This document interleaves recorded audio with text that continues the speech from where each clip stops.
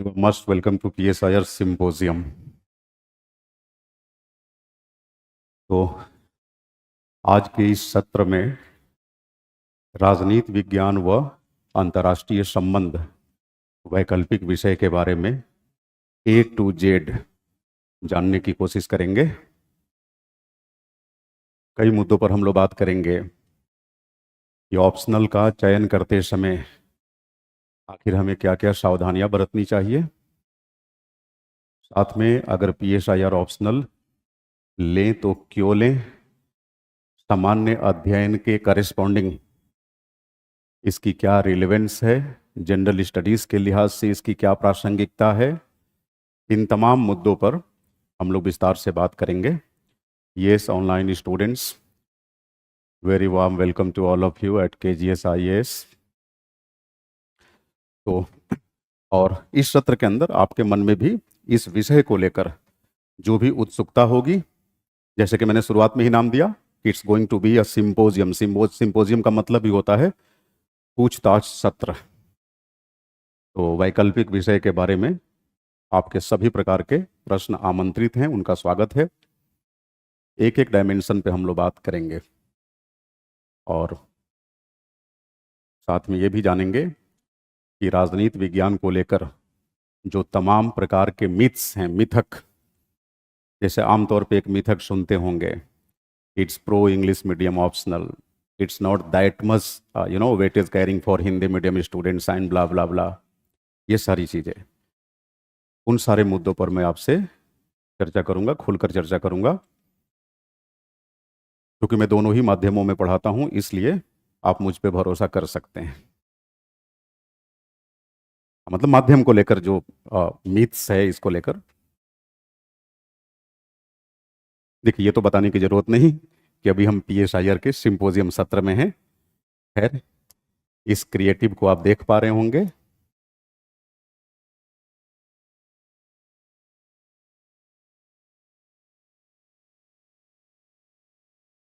देखिए,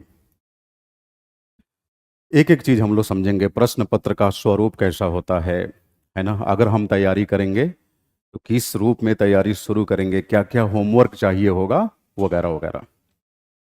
कौन कौन लोग इस विषय को ले सकते हैं, मतलब कौन कौन लोग, मतलब किस किस स्ट्रीम के स्टूडेंट्स PSIR सब्जेक्ट के साथ आगे बढ़ सकते हैं।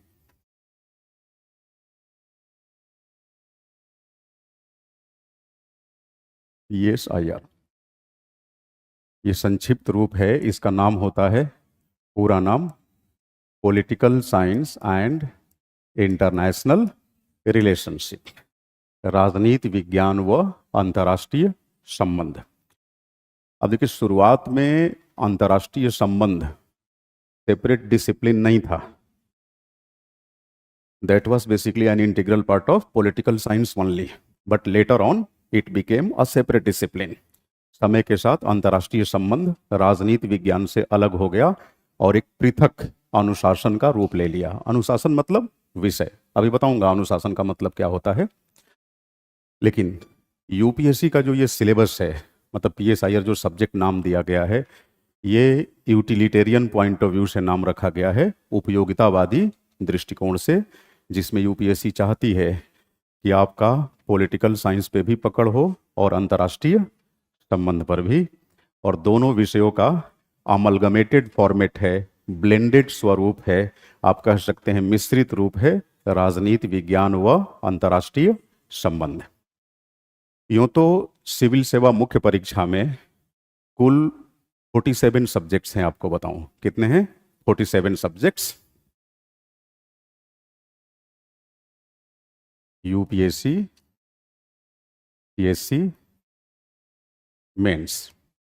इसमें अगर हम नंबर ऑफ ऑप्शनल्स की बात करते हैं, I mean number of optional subjects की,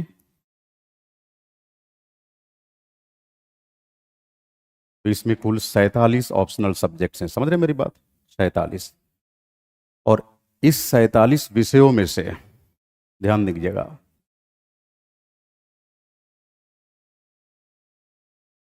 इसको दो भागों में बांट दिया जाता है, 25 + 22। ये जो 22 सब्जेक्ट्स हैं, ये लिटरेचर रिलेटेड सब्जेक्ट्स हैं, like Hindi, Malayalam, Bengali, Tamil, Telugu, and so on so forth.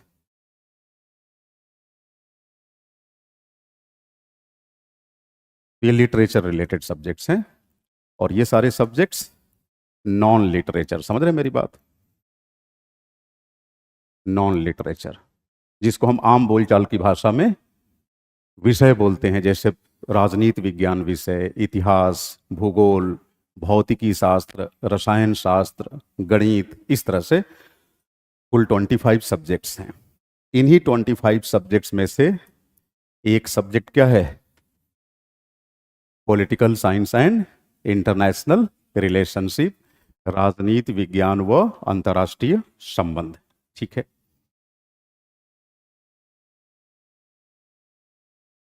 देखिए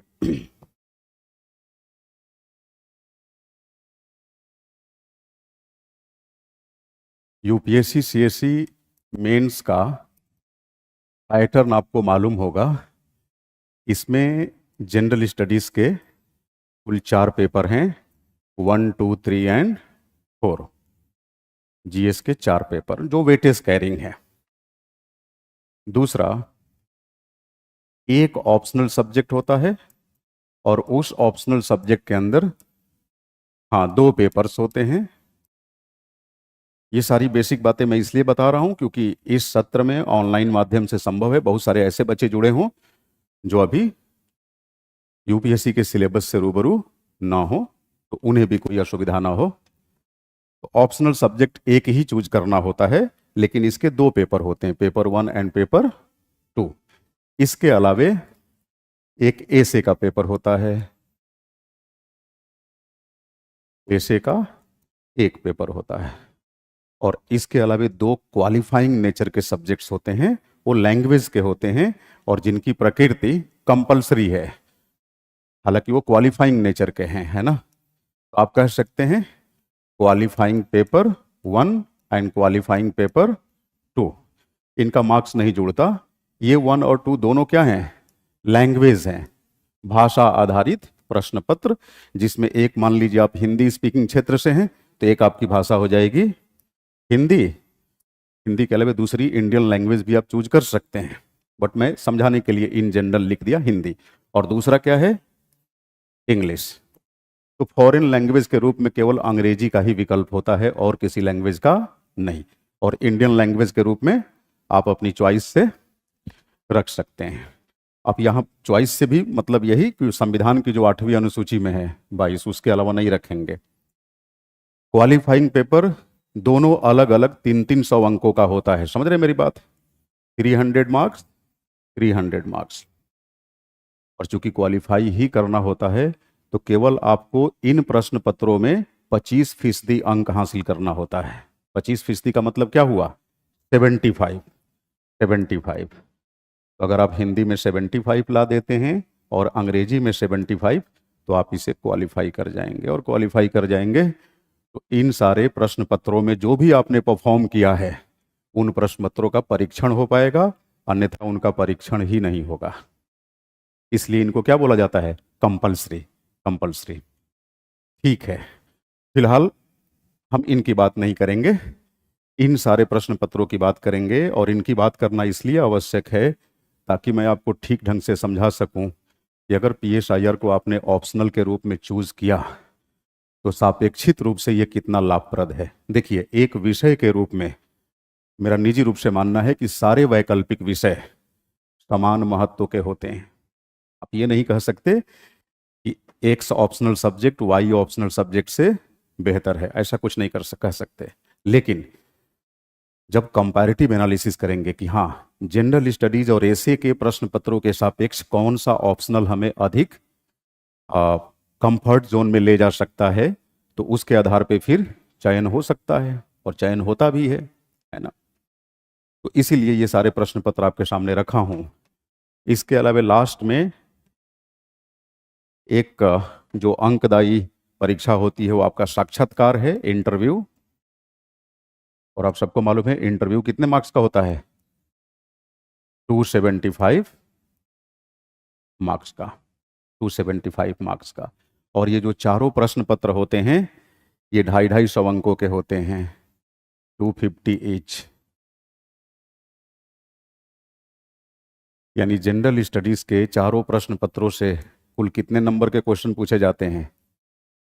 1000 नंबर के, 1000 अंकों के। और ऑप्शनल, एक ऑप्शनल सब्जेक्ट के 2 प्रश्न पत्रों से कितने? 500 अंकों के। 250, 250, यानी 500 मार्क्स। और ऐसे का जो प्रश्न पत्र होता है ये कितने अंकों का होता है? 250, 250 मार्क्स का। साक्षात्कार 275। पूरी परीक्षा कितने अंकों की होती है? 2025, बिल्कुल सही समझाया आपने, 2025। और अगर देखा जाए इसमें टॉपर का स्कोर क्या होता है, तो on an average 1000 to 1100, 1000 to 1100। हालांकि जो अनारक्षित कोटे के विद्यार्थी हैं उनको आईएएस लाने के लिए, जो कि तमाम टेबल ऑफ प्रेसिडेंट्स हैं सर्विसेज की, टॉप स्कोरर को आईएएस मिलता है। और जनरल कैटेगरी स्टूडेंट्स आमतौर पे आईएएस तभी ले पाते हैं जब उनकी रैंक नियर अबाउट 70 to 80 तक हो, मतलब अंडर 100, अंडर 100। और अंडर 100 आने का मतलब कि आपका कुल स्कोर एट एनी हाउ 950 से कम नहीं होना चाहिए, लमसम 950। हाँ, कैटेगरी वाइज ये फ्लैक्चुएट करता है, बट हमने एक आइडियल फ्रेमवर्क आपके सामने रखा, 950 अनरिजर्व कैटेगरी के लिए। For what? For IAS. और यह स्कोर आपको लगभग अंडर 100 में ला खड़ा करता है। तो सवाल ये उठता है कि 1025 में इतना ही तो लाना है अपने ड्रीम गोल को अचीव करने के लिए। ये कैसे आएगा? अब यहीं पर ऑप्शनल सब्जेक्ट का सापेक्षिक महत्व मायने रखता है। देखिए, नेचुरली मैं फिर कहूंगा, कोई भी ऑप्शनल खराब नहीं है। ऑप्शनल के निर्धारण का जो सामान्य तरीका होता है वो ये है कि किस विषय में आपका इंटरेस्ट अधिक है, किस विषय में आपकी रुचि अधिक है। और जिस विषय में आपकी रुचि अधिक होगी, तय मानिए वही विषय आपके लिए सहज होगा, वही विषय आपके लिए अंकदायी होगा। ये तो पहला पक्ष हुआ।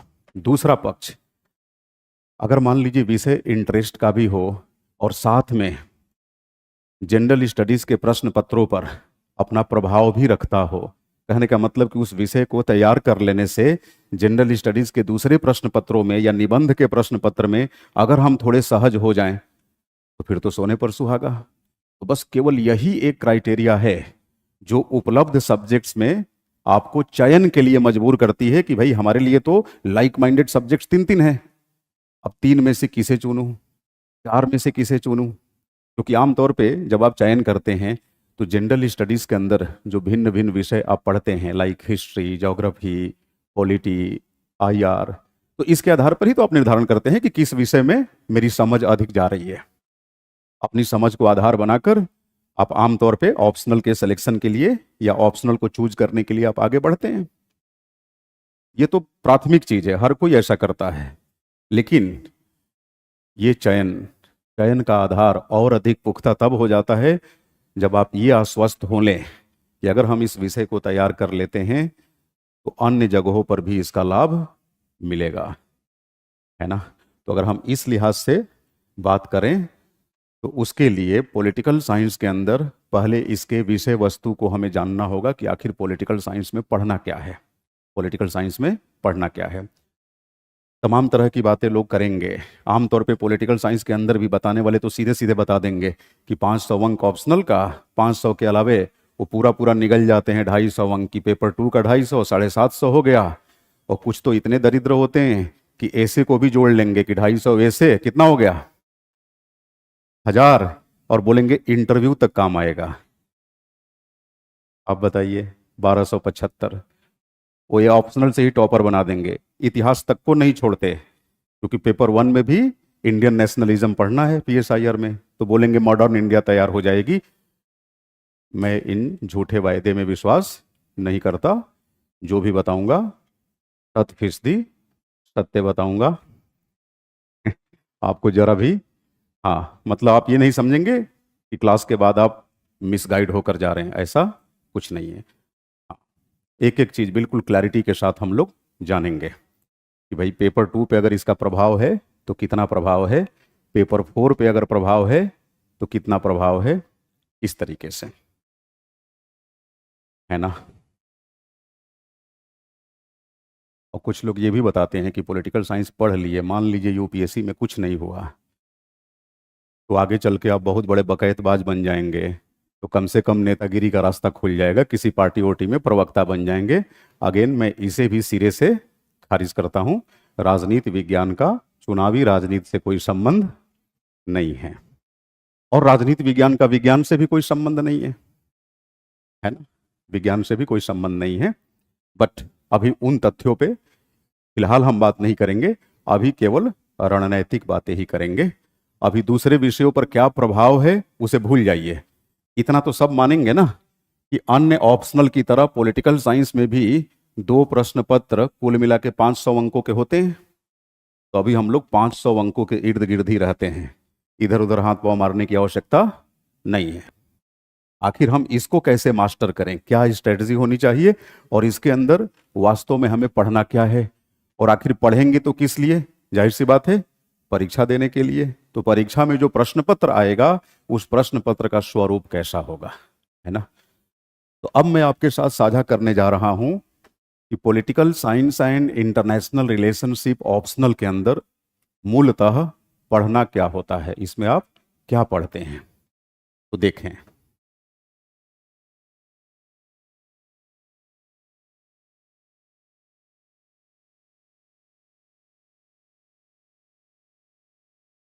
और ये भी मैं डिस्कस करूंगा इस पूरे विषय को हम कितने दिनों में कंप्लीट कर ले जाएंगे, कितने दिनों में पूरा कर ले जाएंगे, कुल कितने नंबर ऑफ डेडिकेटेड लेक्चर्स होंगे, ये तमाम चीजें, कितनी टेस्ट प्रैक्टिस से शामिल होगी, वो सब कुछ।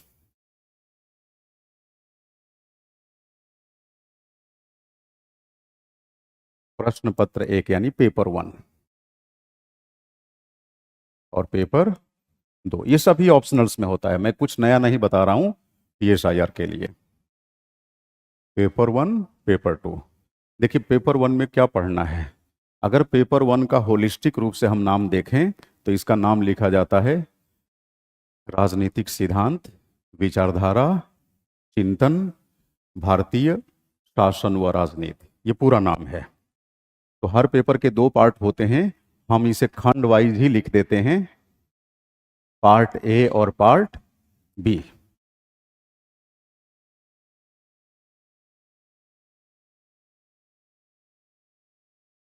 पार्ट ए और पार्ट बी। पार्ट बी में मूलतः 3 डायमेंशन है, कौन कौन सा,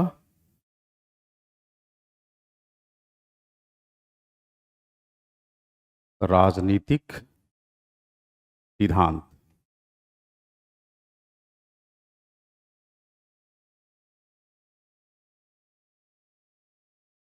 राजनीतिक विचारधाराएं,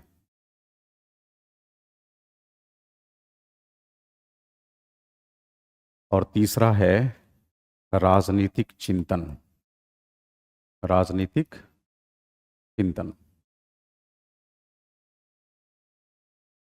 ये पार्ट ए के अंदर पढ़ना है आपको।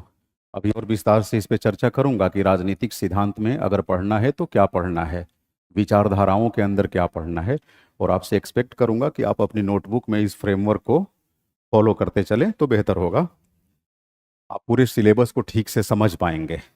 और मेरा मानना है कि ऑप्शनल क्या, कोई भी विषय चाहे सामान्य अध्ययन से ही जुड़ा हुआ क्यों ना हो, इस सिलेबस पर तो हमारी पहुंच होनी ही चाहिए और सिलेबस की ठीक ठाक समझ होनी चाहिए, है ना। कोई बात नहीं, तो यही 3 ब्रॉडर डायमेंशन है जो पार्ट ए के अंदर पढ़ना है, और ये तीनों डायमेंशन कुल 10 यूनिट्स के माध्यम से दिया गया है जिसे हमें पढ़ना है, यूनिट वाइज, यूनिट 1 2 3 4 5 इस तरह से करके यूनिट 10 तक। तो पेपर 1 का जो सिलेबस है उसमें जो फर्स्ट 10 यूनिट्स है, यही फर्स्ट 10 यूनिट्स पार्ट ए को निर्मित करती है। पेपर 1 पार्ट ए, और पार्ट ए में आपको क्या पढ़ना है, यही 3 आयाम पढ़ने हैं: राजनीतिक सिद्धांत, राजनीतिक विचारधाराएं और राजनीतिक चिंतन। Political theory, political ideology and political thought. ठीक है, अब आते हैं हम पार्ट बी पे। ये जो पार्ट बी है, इसमें बेसिकली संक्षेप में इसको हम बोल देते हैं अंग्रेजी में आईजीपी। आईजीपी इसका फुल फॉर्म होता है Indian government and politics. Indian government and politics, ध्यान रखिएगा, यहां गवर्नेंस पढ़ने के लिए कोई स्कोप नहीं है। यहां आपको क्या पढ़ना होता है आईजीपी में? इंडिया की constitutional scheme, first of all constitutional scheme पढ़ते हैं, पॉलिटिकल सिस्टम पढ़ते हैं और इलेक्टरल सिस्टम पढ़ते हैं, यानी संवैधानिक योजना, राजनीतिक प्रणाली तथा चुनावी प्रणाली। इससे बनता है भारतीय शासन व राजनीति। यहां शासन का मतलब सरकार के कार्य से नहीं है, शासन का मतलब सरकार की संरचना से है। समझ रहे हैं मेरी बात? हिंदी में हम लिखते हैं भारतीय शासन व राजनीति। It does not mean that it's all about Indian government and politics. No, not at all. It is all about Indian government and politics. और गवर्नमेंट का संबंध स्ट्रक्चर से होता है। जब हम गवर्नमेंट के फंक्शंस की बात करते हैं तो इसका मतलब गवर्नेंस से होता है। समझ रहे हैं मेरी बात? तो यहां गवर्नेंस नहीं पढ़ना है, मैं प्रारंभ में ही रूल आउट कर देता हूं।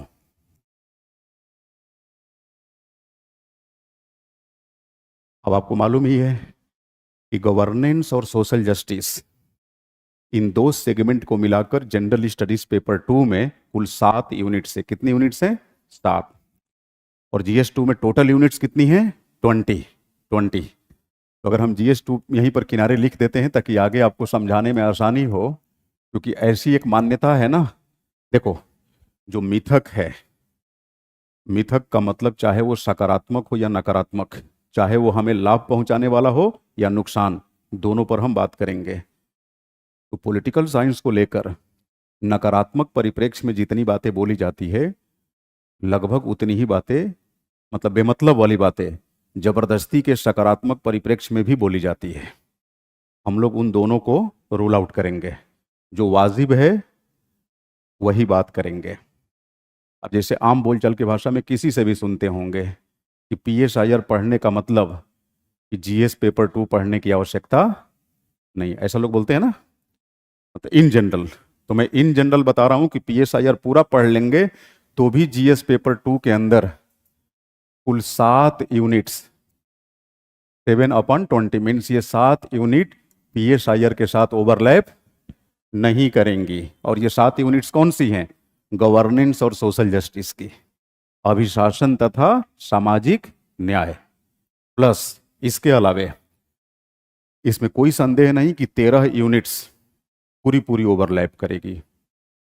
ओवरलैप मतलब इतना ओवरलैप करेगी कि जीएस 2 को अपने अंदर निगल जाएगी, क्योंकि इसका सिलेबस विस्तारित है ना, इलाबोरेटिव सिलेबस से। हाँ, लेकिन ये 7 यूनिट्स गवर्नेंस और सोशल जस्टिस का आपको अलग से पढ़ना ही पड़ेगा। ठीक है।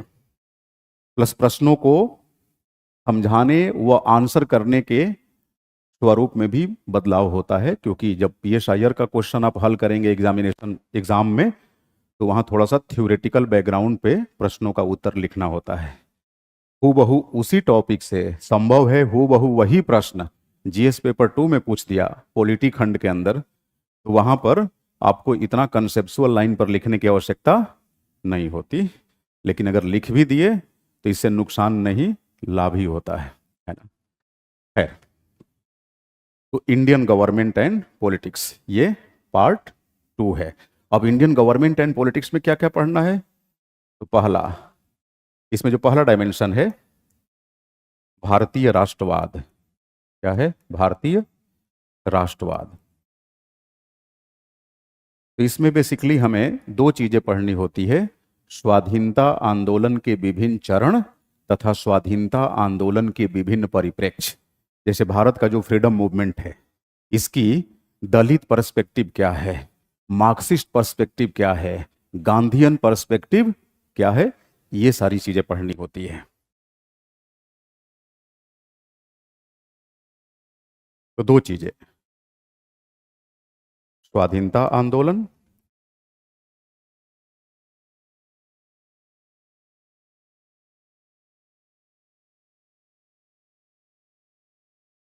तथा इसके परिप्रेक्ष्य। अब पहली बात, इसी को लोग आमतौर पे मैच कराते हैं ये कहते हुए कि ये पढ़ लोगे तो इतिहास में मॉडर्न हिस्ट्री पढ़ने की आवश्यकता नहीं पड़ेगी। ये एकदम फालतू बात है। मॉडर्न हिस्ट्री आपको पढ़ने की जरूरत पड़ेगी, है ना, क्योंकि यहां पर जो पढ़ना है आपको स्वाधीनता आंदोलन और इसके विभिन्न परिप्रेक्ष्य, वो केवल भारतीय राष्ट्रवाद के दृष्टिकोण से पढ़ना है। किसके दृष्टिकोण से? Indian nationalism. इस पर खूब से खूब जो क्लास में लेक्चर्स अलॉट किए जाएंगे वो 8 से 10 लेक्चर, जबकि मॉडर्न इंडिया हिस्ट्री के अंदर पढ़ने के लिए कम से कम मुझे मालूम है कि 35 से 40 लेक्चर्स होते होंगे। तो बताइए मैं आपको गुमराह क्यों करूं कि PSIR ले लेंगे तो मॉडर्न इंडिया नहीं पढ़नी पड़ेगी? ऐसा कुछ नहीं है, पढ़नी पड़ेगी। ठीक है। दूसरी बात इसमें क्या है, IGP में आप कह सकते हैं भारतीय संविधान तथा राजव्यवस्था। अब राजव्यवस्था का मतलब राजनीतिक प्रणाली तथा चुनावी प्रणाली, है ना, राजनीतिक प्रणाली तथा चुनावी प्रणाली। इस तरह से यही डायमेंशंस हैं पेपर वन के। तो पेपर वन के पार्ट ए में कुल 10 यूनिट्स है और पार्ट बी में कुल कितनी यूनिट्स हैं? ध्यान दीजिएगा, यहां भी 10 यूनिट्स हैं। कितनी है? 10 क्या 11 यूनिट, सही कह रहे हो। कुल 11 यूनिट्स है, क्योंकि सेकेंड पेपर में 19 यूनिट्स ही हैं, है ना, तो कुल 11 यूनिट्स है। 11 और 10 21 यूनिट पेपर वन के अंदर। पेपर वन अपेक्षाकृत लेंदी है। पेपर टू समझ लीजिए सीधे इसका आधा है, आधा। ये पेपर वन का विषय वस्तु है। अभी एक एक करके हम बात करेंगे कि राजनीतिक सिद्धांत में अगर पढ़ना है तो क्या पढ़ना है ना, राजनीतिक विचारधाराओं के रूप में अगर पढ़ना है तो क्या पढ़ना है, वो सारी चीजें अभी मैं चाहता हूं कि बिल्कुल स्टेप बाय स्टेप आपको एक एक चीज बताऊं। अब जरा आ जाते हैं लगे हाथ हम पेपर टू की तरफ, या आखिर PSIR ऑप्शनल पेपर टू में हमें क्या पढ़ना होता है। एक बात तो तय है कि पेपर वन में अंतर्राष्ट्रीय संबंध जैसा कुछ भी नहीं पाए होंगे आप। इस सब्जेक्ट का यही नाम है ना, PSIR, political science and international relationship. Paper one में IR जैसा कुछ भी नहीं है, तो ऑब्वियस सी बात है पेपर टू में ज्यादातर IR जैसा ही होगा। हाँ,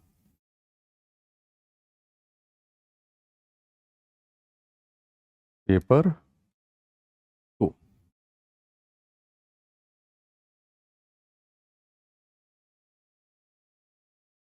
देखिए पेपर टू का इन जनरल जो नोमेनक्लेचर है, नामांकरण है, वो है तुलनात्मक राजनीति तथा अंतर्राष्ट्रीय संबंध। तुलनात्मक राजनीति तथा अंतर्राष्ट्रीय संबंध।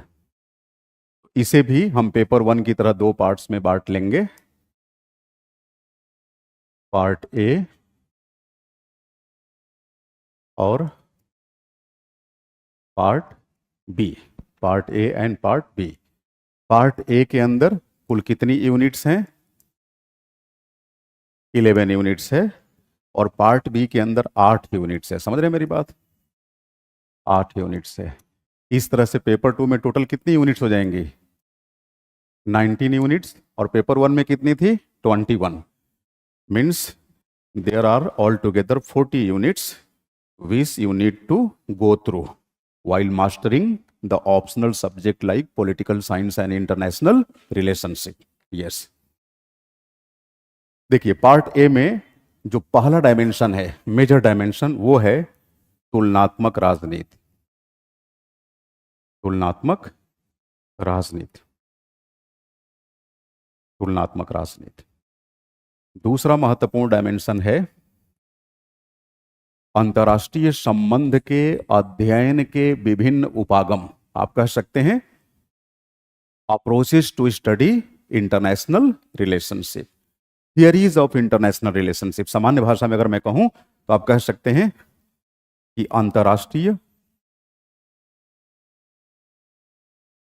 अंतर्राष्ट्रीय संबंध के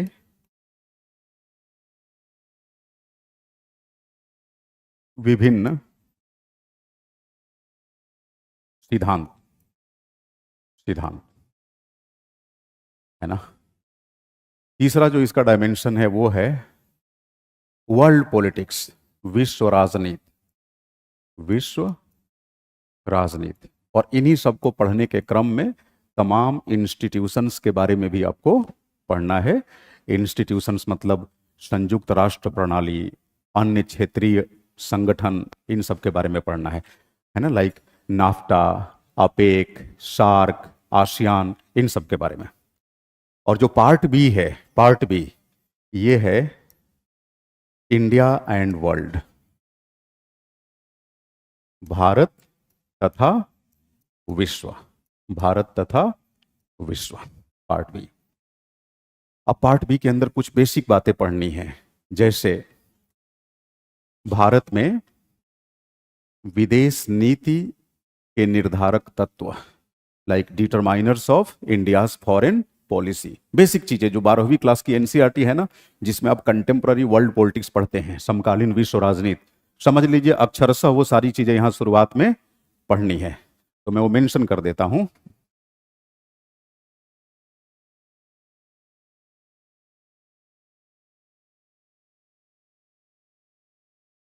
भारतीय विदेश नीति से संबंधित आधारभूत संकल्पनाएं, जिसमें पंचशील, गुट निरपेक्ष आंदोलन, ये तमाम चीजें आपको यहां पढ़नी है ना। एफ्रो एशियन यूनिटी, एशियाई अफ्रीकी एकता, बांडुंग कॉन्फ्रेंस एंड ऑल, ये सारी चीजें। दूसरी बात यहां क्या पढ़ेंगे आप, दक्षिण एशियाई संबंध। क्या पढ़ते हैं, दक्षिण एशियाई संबंध, यानी भारत का अन्य दक्षिण एशियाई देशों के साथ संबंध। अब संबंध को पढ़ते समय ऑब्वियस सी बात है, विवाद के मुद्दों पर हम अधिक फोकस करेंगे। जैसे भारत दक्षिण एशिया का एक महत्वपूर्ण देश है, और आप देखेंगे कि भारत का पाकिस्तान के साथ, बांग्लादेश के साथ, नेपाल के साथ सीमा विवाद है। पाकिस्तान और बांग्लादेश के साथ तो नदी जल बंटवारा विवाद भी है ना। प्लस आप देखेंगे बांग्लादेश और श्रीलंका के साथ शरणार्थी समस्या, रिफ्यूजी प्रॉब्लम, लाइक बांग्लादेश को ले लीजिए तो, मतलब श्रीलंका के साथ तो नहीं, श्रीलंका के साथ बहुत कम है, फिर भी तमिल रिफ्यूजी प्रॉब्लम तो है ही है ना। श्रीलंका के साथ तमिल रिफ्यूजी प्रॉब्लम, तमिल शरणार्थी समस्या, बांग्लादेश के साथ चकमा शरणार्थी समस्या, अगर रोहिंग्या को कंसीडर करें तो बांग्लादेश और म्यांमार सब आ जाएंगे। इन सारे मुद्दों को हमें पढ़ना है कि मतलब दक्षिण एशिया के अंदर क्षेत्रीय सहयोग के मार्ग में कौन कौन सी बाधाएं हैं, ये तमाम चीजें आपको पढ़नी है। फिर भारत का संबंध आप पढ़ेंगे यहां वैश्विक शक्ति केंद्रों के साथ। किसके साथ, वैश्विक शक्ति केंद्र।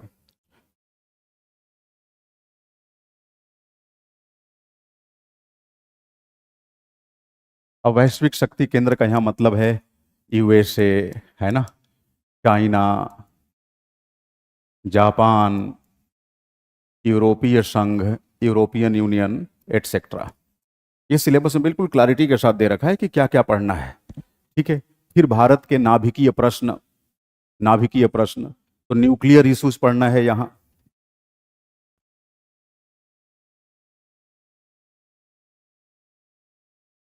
नाभिकीय मुद्दे इत्यादि। पश्चिम एशिया संबंध,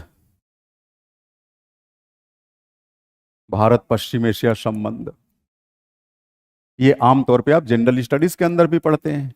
आप बताइए जीएस के अंदर क्या भारत अफगानिस्तान संबंध नहीं पढ़ते, भारत ईरान संबंध नहीं पढ़ते, भारत इराक संबंध नहीं पढ़ते, सब पढ़ते हैं। वही सारी चीजें यहां पढ़नी है सेकेंड पार्ट में। और सेकेंड पार्ट कुल कितनी इकाइयों में बटा हुआ है,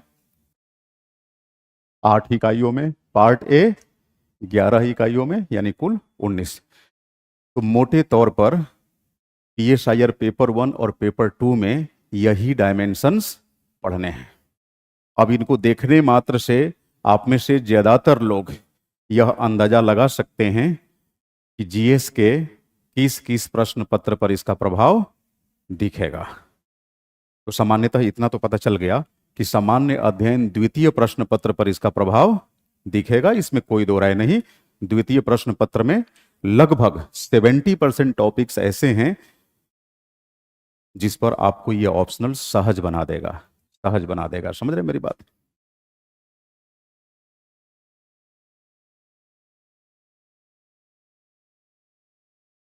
तो अभी दोनों प्रश्न पत्रों के अंदर हम लोग विस्तार से बात करेंगे कि पेपर 1 पार्ट ए में राजनीतिक सिद्धांत के अंदर क्या पढ़ना है, राजनीतिक विचारधाराओं के अंदर क्या पढ़ना है, राजनीतिक चिंतन के अंदर क्या पढ़ना है, गवर्नमेंट एंड पॉलिटिक्स के अंदर क्या पढ़ना है। फिर पेपर 2 में भी जो हाइलाइट्स है थोड़ा इसको हम लोग और एक्सप्लेन मैनर में समझेंगे, और इसी को समझने के क्रम में आपको पता चल जाएगा कि ये सब्जेक्ट आपके लिए कितना कंफर्टेबल सिद्ध हो सकता है। साथ ही साथ आपके मन में, आपके जेहन में अगर कोई भी प्रश्न हो इस ऑप्शनल सब्जेक्ट को लेकर या सब्जेक्ट सिलेक्शन को लेकर, अगर आप दो विषयों में ऊहापोह की स्थिति में हो कि पीएसआईआर रखें कि मैथमेटिक्स रखें, पीएसआईआर रखें कि सोशलॉजी रखें, आप मुझसे पूछ सकते हैं, बिल्कुल मैं ईमानदारी से जवाब दूंगा, बिना किसी पूर्वाग्रह के, है ना? हाँ, देखिए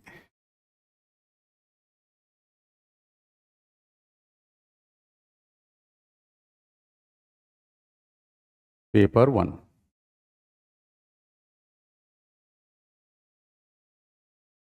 पार्ट ए पार्ट बी।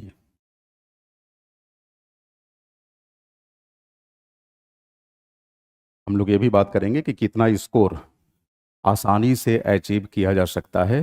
आसानी से का मतलब हुआ कि अगले 6 महीने अगर आप इस कोर्स से गो थ्रू होते हैं तो 6 महीने बाद कितने अंकों को लाने की स्थिति में आप पहुंच पाएंगे, उस पर हम बात करेंगे।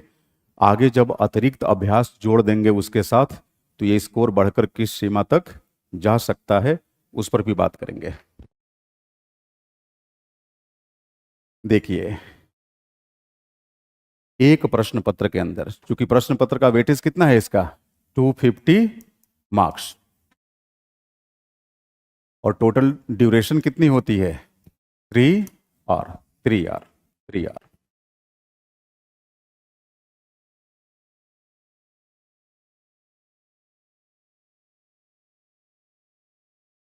क्वेश्चन नंबर 1, 2, 3, 4, एक पार्ट में कुल कितने क्वेश्चन होते हैं 4। क्वेश्चन नंबर 5 से शुरू हो जाता है पार्ट बी, 5, 6, 7 और 8। लेकिन ध्यान रखिएगा, देखने में लग रहा है कि 8 क्वेश्चन है, basically all questions are the cluster of questions, cluster of questions. एक प्रश्न पत्र के दोनों भागों में यही 8 सवाल होते हैं, लेकिन हकीकत यह है कि ये 8 8 नहीं होते, ये वास्तव में 28 होते हैं। समझ रहे मेरी बात? अब कैसे होते हैं ये चीजें आपको मैं क्यों बता रहा हूं, क्योंकि सामान्य अध्ययन के प्रश्न पत्र में जो प्रश्न पूछे जाते हैं पैटर्न उससे थोड़ा अलग होता है ऑप्शनल में, तो पहले से आपको ये मालूम होना चाहिए।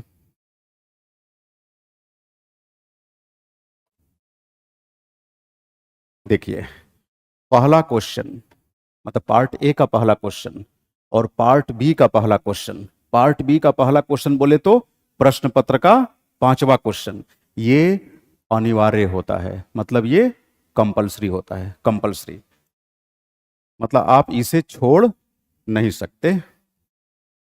Question number 1 and question number 5, they are compulsory questions.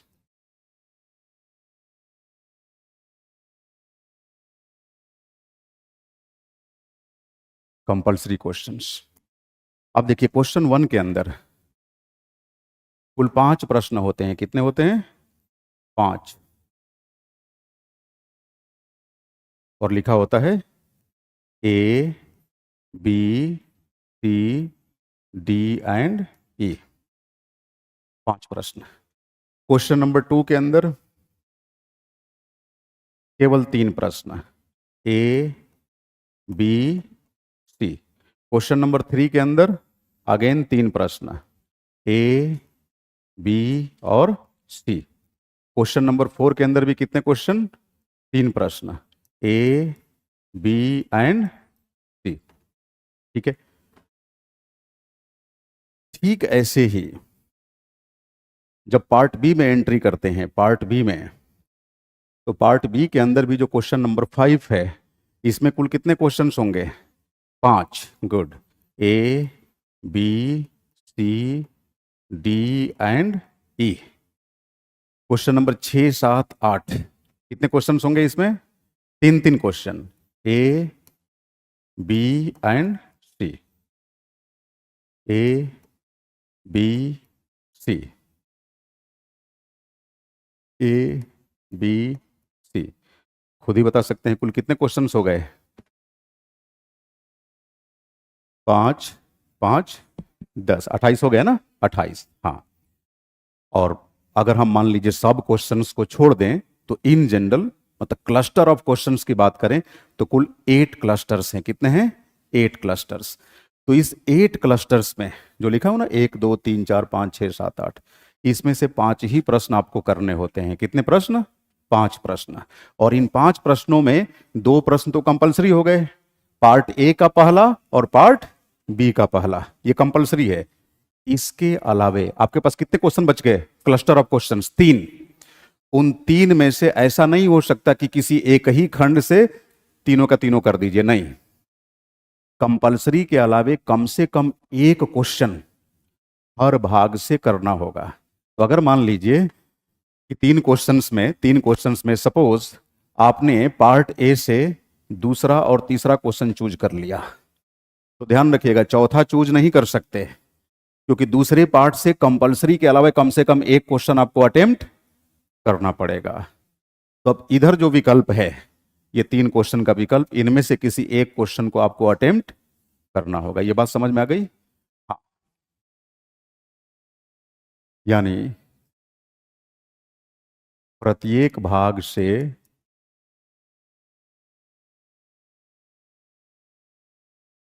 अनिवार्य प्रश्न के अलावा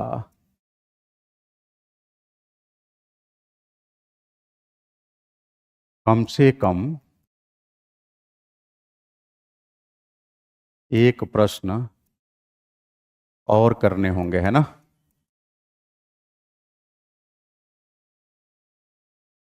तो मिला जुला कर यही हुआ 3:2।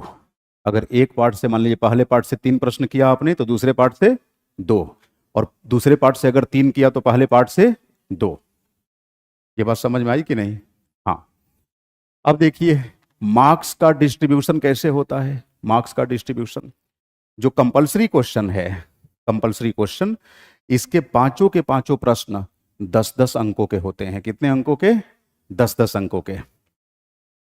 तो 10 इंटू 50 मार्क्स, 10 इंटू, नहीं 10 इंटू 5 ना, 10 इंटू 5 मार्क्स, मतलब ये कितने मार्क्स का हो गया? 50 अंक का।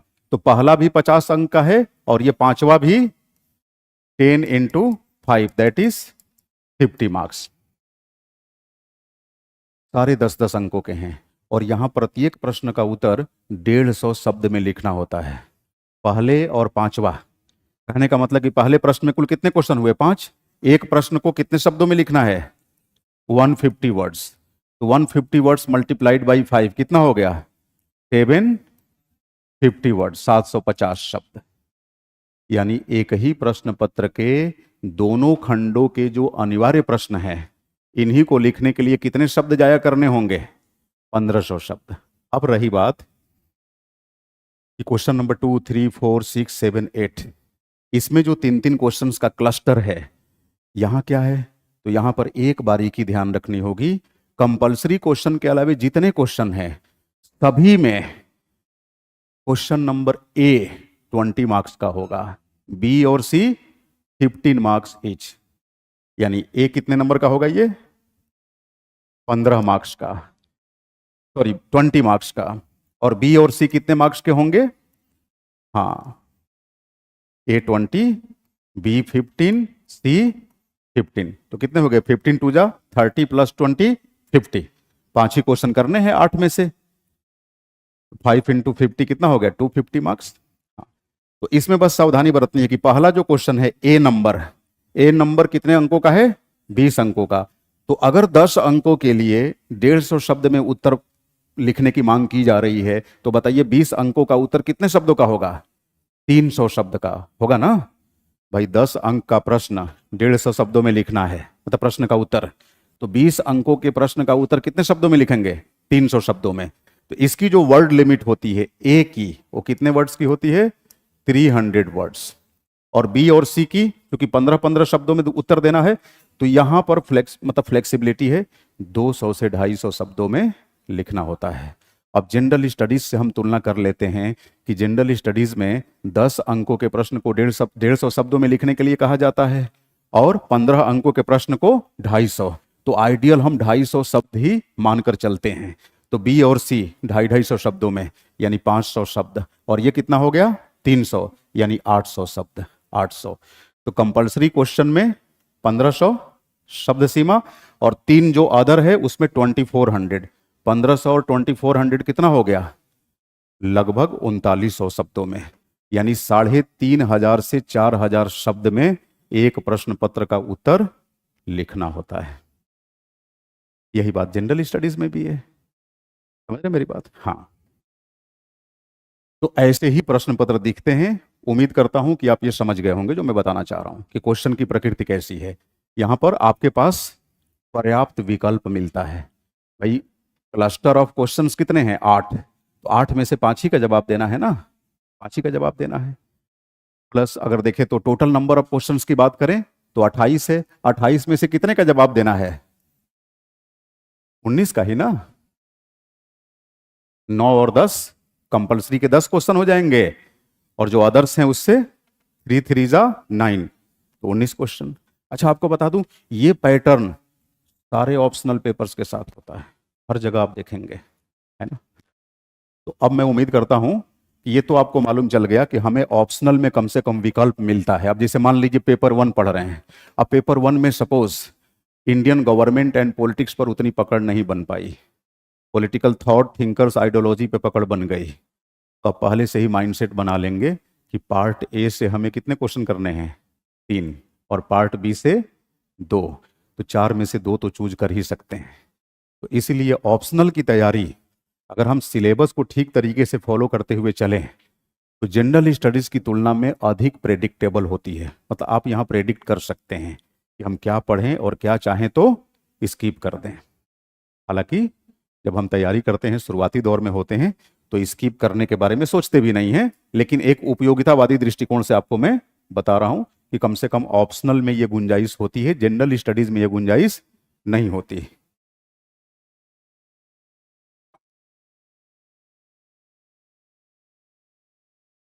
ठीक है।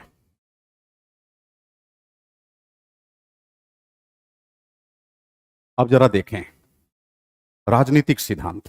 राजनीतिक सिद्धांत इसमें क्या पढ़ना है, पहले ये थोड़ा सा और विस्तार से जान लेते हैं। इसके बाद फिर मैं अपनी रणनीति बताऊंगा कि नियमित क्लासेस में मैं किस तरीके से आपको पढ़ाऊंगा, आप मुझसे क्या क्या एक्सपेक्ट कर सकते हैं, मैं इस कोर्स के अंदर आपको क्या क्या प्रोवाइड करने वाला हूं, मेरा पैटर्न क्या होगा, क्लासेस हफ्ते में कितनी क्लासेस होंगी, कितने टेस्ट होंगे, ये तमाम चीजें।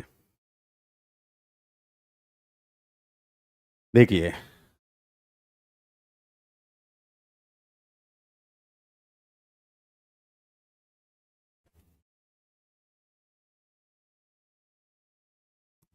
सेपरेट स्लाइड ले लेता हूं मैं। पेपर 1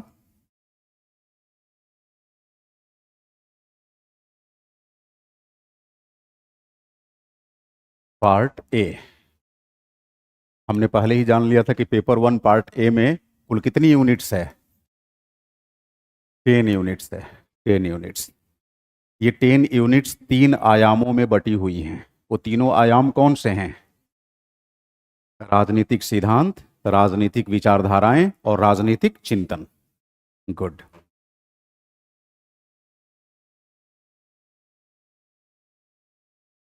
राजनीतिक सिद्धांत।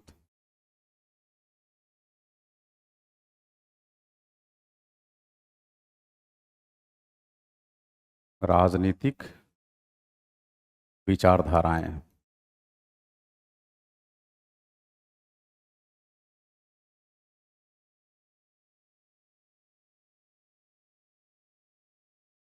और राजनीतिक चिंतन।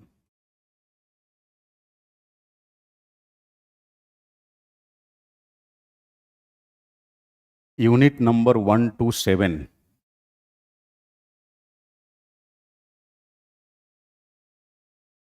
राजनीतिक सिद्धांत पढ़ना है। जो फर्स्ट 7 यूनिट्स है उसमें आपको क्या पढ़ना है? राजनीतिक सिद्धांत।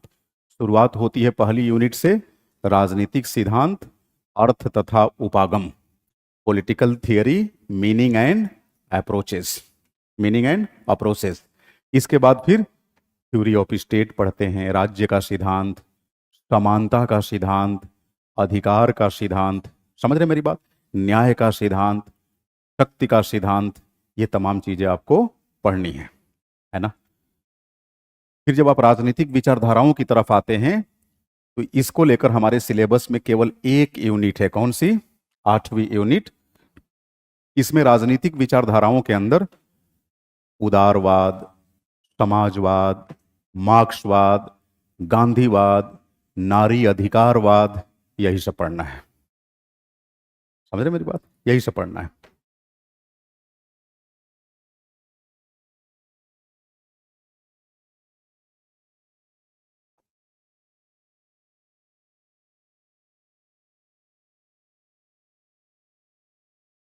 उदारवाद, समाजवाद, मार्क्सवाद, गांधीवाद इत्यादि।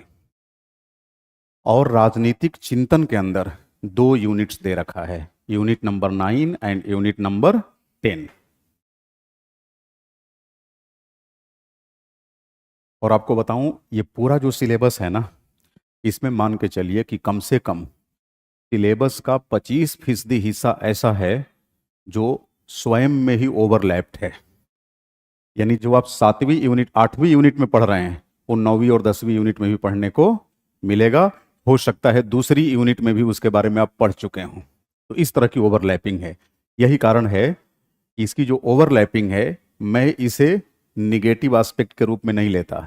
ये ओवरलैपिंग स्टूडेंट्स के अंदर एक अलग सा कॉन्फिडेंस डेवलप कर देती है कि जब कोई नई यूनिट आप पढ़ रहे हैं और उसके अंदर पढ़े जाने वाले डायमेंशंस के बारे में पहले से आइडिया हो, तो आपको नहीं लगता कि आपका कॉन्फिडेंस लेवल बूस्ट कर जाता है? हाँ।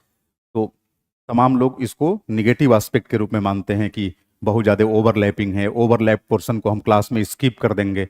ऐसा कुछ नहीं, हम सिलेबस की एक एक एंट्री को रिचुअली फॉलो करेंगे, क्योंकि यूपीएससी प्रश्न बनाएगी तो सिलेबस से ही बनाएगी। और सिलेबस को अगर ढंग से आपने सिलेबस पर वर्कआउट किया है, ढंग से वर्कआउट करने का मतलब कि प्रीवियस ईयर क्वेश्चंस के ट्रेंड को ध्यान में रखते हुए, तो तय मानिए ऑप्शनल के क्वेश्चंस तो सीधे सीधे टकराते हैं, सीधे सीधे।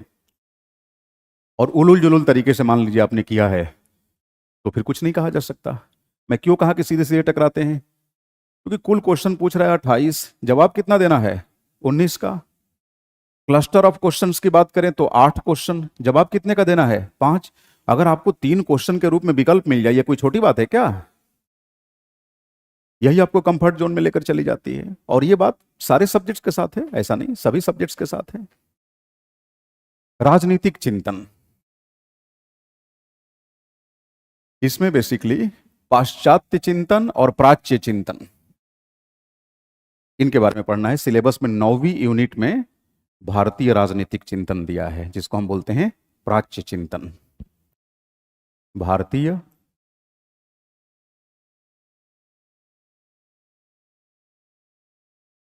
राजनीतिक चिंतन, इंडियन पॉलिटिकल थॉट, है ना।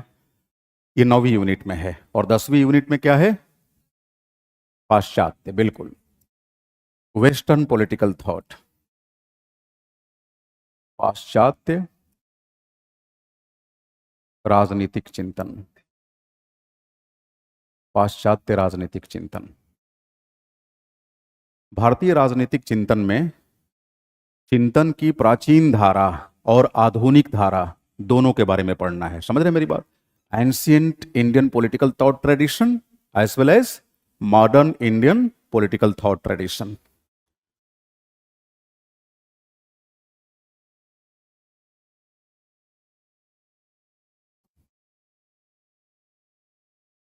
प्राचीन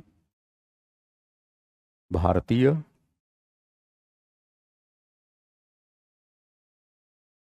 राजनीतिक चिंतन तथा आधुनिक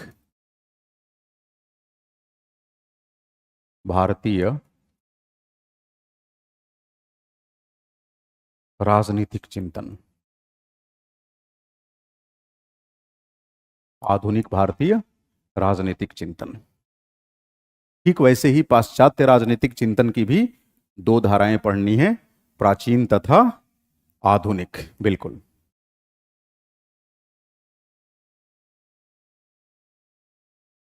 प्राचीन तथा आधुनिक, और एकदम वेल डिफाइंड सिलेबस है, कहीं भी भटकने की आवश्यकता नहीं है। आपको साफ साफ बता दिया गया है कि अगर प्राचीन भारतीय चिंतन पढ़ना है तो उसके अंदर क्या पढ़ना है। साफ साफ लिखा हुआ है कि प्राचीन भारतीय चिंतन के अंदर आपको चिंतन की ब्राह्मण धारा, धारा मतलब स्ट्रीम, शाखा, तथा श्रमण धारा के बारे में पढ़ना है। अब ब्राह्मण धारा के अंदर मुख्य तौर पे आप क्या पढ़ते हैं? हाँ, धर्मशास्त्र और अर्थशास्त्र के बारे में आप कह लीजिए। अच्छा, एक बात तो आपको मालूम है ना कि कोई भी चिंतन पढ़ेंगे किसी न किसी चिंतक के माध्यम से ही पढ़ेंगे, क्योंकि चिंतक ही चिंतन प्रस्तुत करता है। तो चिंतन की ब्राह्मण धारा को समझने के लिए हमें किसके द्वारा प्रस्तुत चिंतन को पढ़ना होगा? मनु तथा कौटिल्य, मनु तथा कौटिल्य मूल रूप से। श्रमण धारा में हाँ, भगवान बुद्ध, महावीर जैन इत्यादि। समझ रहे मेरी बात? तो इनके द्वारा प्रस्तुत चिंतन को हम पढ़ेंगे। बौद्ध चिंतन, जैन चिंतन, आजीवकों से जुड़ा हुआ चिंतन परंपरा, ये सारी चीजें। तो प्राचीन चिंतन परंपरा में आपको यही पढ़ना है।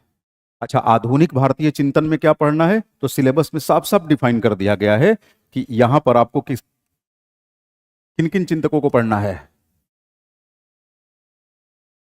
गांधी, अंबेडकर, औरबिंदो यानी अरविंद घोष,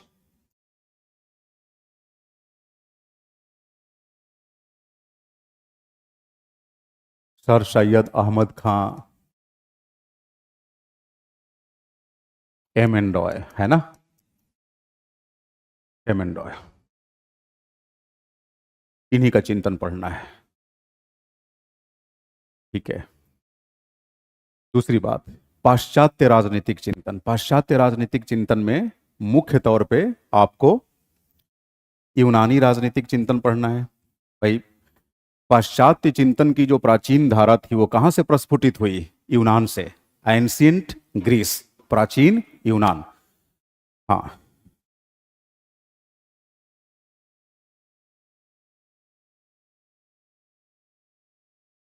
प्राचीन यूनानी चिंतन। और इसके लिए किन किन चिंतकों को पढ़ना है? आपके सिलेबस में दे रखा है साफ साफ। प्लेटो को पढ़ना है, अरस्तु को पढ़ना है। तो प्राचीन में यही आते हैं, है ना। प्राचीन में नहीं, हन्ना अरे प्राचीन चिंतक नहीं है। वो कैसी हैं? वो आधुनिक चिंतक हैं, आधुनिक पाश्चात्य चिंतक।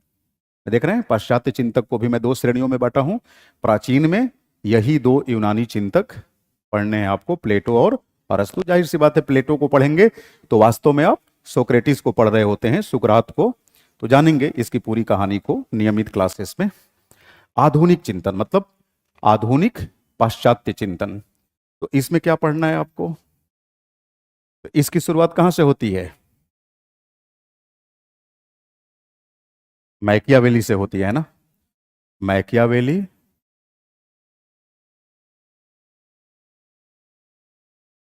Thomas Hobbes, John Locke, JS Mill. JS Mill मतलब जेम्स मिल नहीं, John Stuart Mill. JS Mill बोले तो जॉन स्टुअर्ट मिल। हाँ, जेएस मिल। इसके अलावा फिर किसके बारे में पढ़ना है? Karl Marx. फिर किसके बारे में पढ़ना है? हन्ना एरे। हाँ, एंटेनियो ग्रामसी। ग्रामसी, है ना। अब देखिए, इसमें से कोई भी यूनानी नहीं है।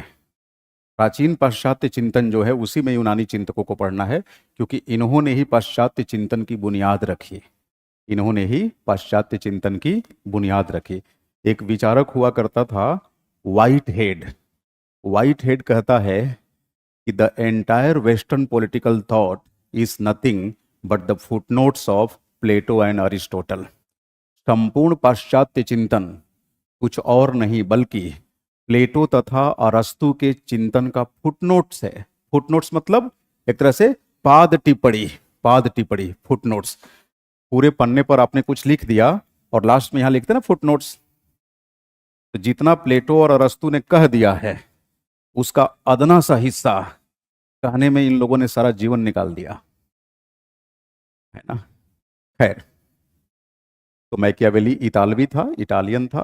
हॉब्स, लॉक, मिल आपको मालूम ही है, ब्रितानी थे सब, ब्रिटिशर थे। फिर आपका ये, हाँ, मार्क्स, हन्ना एरे, ये कहाँ के थे?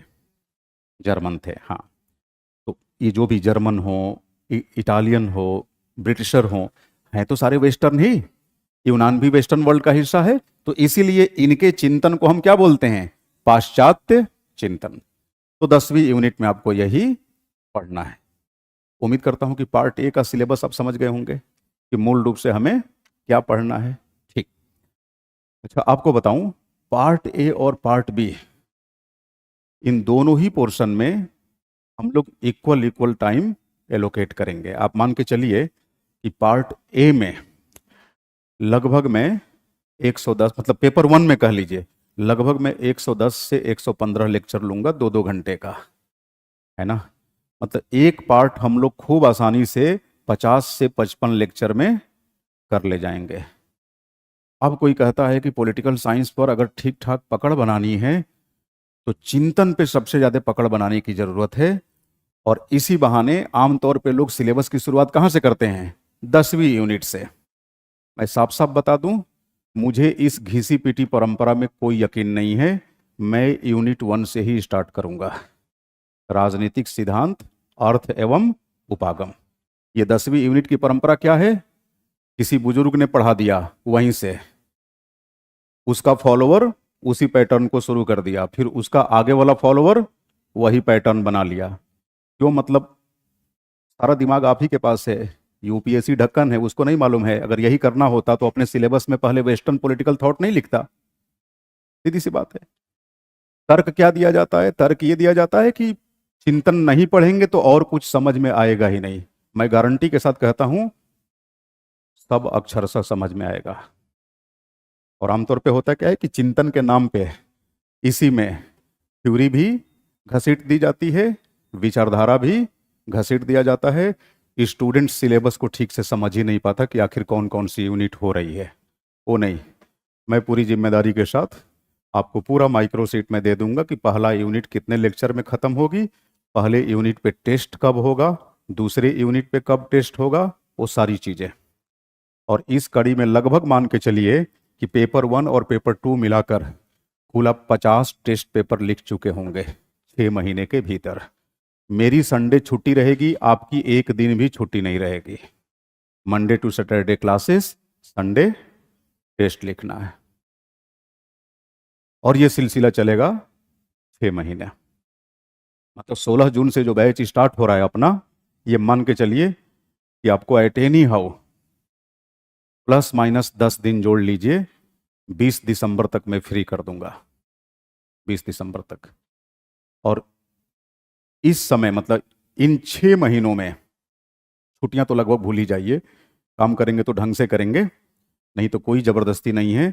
अभी अभी बताया ना शुरुआत में कि यूपीएससी के अंदर कुल 47 वैकल्पिक विषयों की चॉइस है। आप आसानी से इधर उधर मुंह मार सकते हैं, लेकिन जो पॉलिटिकल साइंस में एनरोल हो गया वो मान के चले कि उसने अपने आप को 6 महीने के लिए लॉक कर लिया। हाँ, लेकिन ये भी जान लीजिए कि 6 महीने के बाद फिर आप एक बदले हुए रूप में अपने आप को पाएंगे, सिविल सेवा अभ्यर्थी के रूप में। बहुत सारी चीजें बदल चुकी होंगी, क्योंकि इतना कुछ सीखने को मिलेगा इस विषय के अंदर कि आप कल्पना नहीं किए होंगे।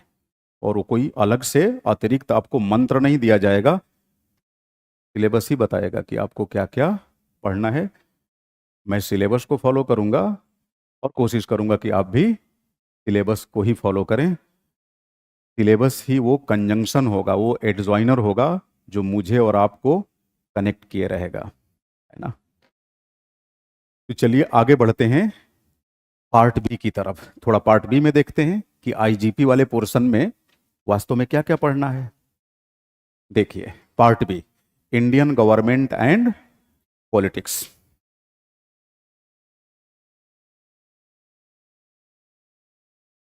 इसको हिंदी में ऐसे ही लिखते हैं, भारतीय शासन व राजनीति। लेकिन ध्यान रखिएगा, शासन एक ऐसा शब्द है जो सरकार के लिए भी प्रयुक्त होता है और सरकार के कार्यों के लिए भी प्रयोग में लाया जाता है।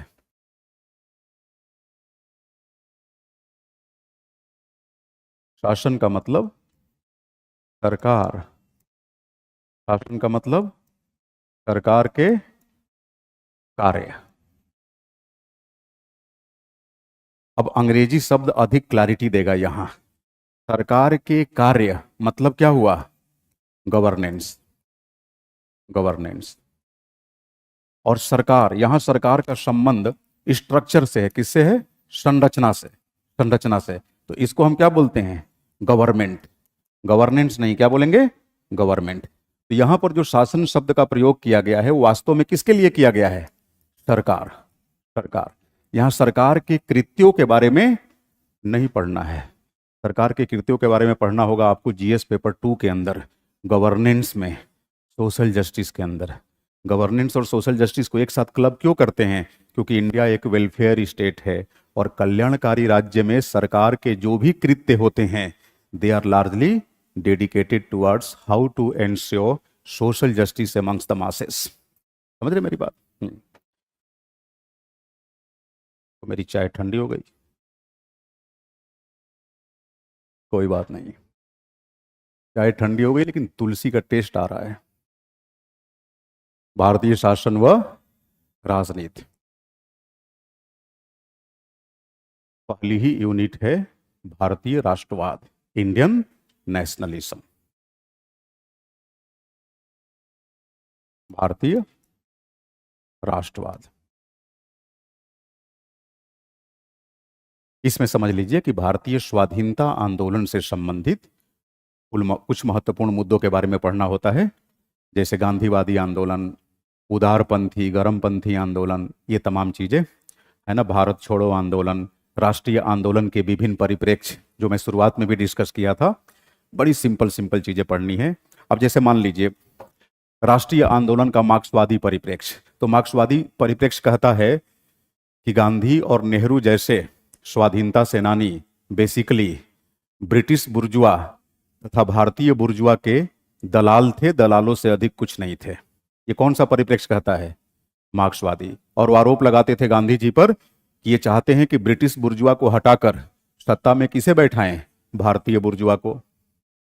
तो बुर्जुआ और सर्वहारा के आधार पर राष्ट्रीय आंदोलन का विश्लेषण करता है, निर्वचन करता है, व्याख्या करता है। ये सारे दृष्टिकोण पढ़ना है, बहुत इंटरेस्टिंग है, बहुत आसान है। इसे समझने के लिए ना तो पहले से इतिहास का ज्ञान चाहिए और ना ही इसे समझ जाने के बाद आप इतिहास के ज्ञानी बन जाएंगे, ऐसा कुछ नहीं है। इस यूनिट को तैयार जरूर कर लेंगे, ठीक है। तो भारतीय राष्ट्रवाद पढ़ना है, इंडियन नेशनलिज्म। इसके बाद आपको विशुद्ध रूप से भारतीय संविधान पढ़ना है, जो जनरल स्टडीज पेपर 2 के यूनिट नंबर 1 में आप पढ़ते हैं। आप लगभग मान के चलिए कि आईजीपी के अंदर जो इंडियन कॉन्स्टिट्यूशन है, हू बहू वही टॉपिक्स पढ़ने हैं जो जीएस पेपर 2 के पहली यूनिट में आपको पढ़ना है। यानी संविधान का निर्माण, संविधान की विशेषताएं, मूल ढांचा सिद्धांत, समझ रहे मेरी बात, ये सारी चीजें, मतलब संविधान के दार्शनिक पक्ष को यहां पढ़ना है। प्रस्तावना, मूल अधिकार, राज्य के नीति निदेशक सिद्धांत, मौलिक कर्तव्य, ये तमाम चीजें। भारतीय संविधान,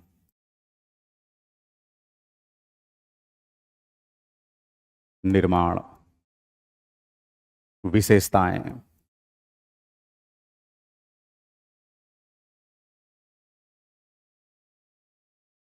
दार्शनिक तत्व। अब इसके दार्शनिक तत्वों में क्या पढ़ते हैं आप? प्रियम्बल यानी उद्देशिका, फंडामेंटल राइट्स, डीपीएसपीस, फंडामेंटल ड्यूटीज, है ना, ये सब, कॉन्स्टिट्यूशनल अमेंडमेंट, बेसिक स्ट्रक्चर, ये सब।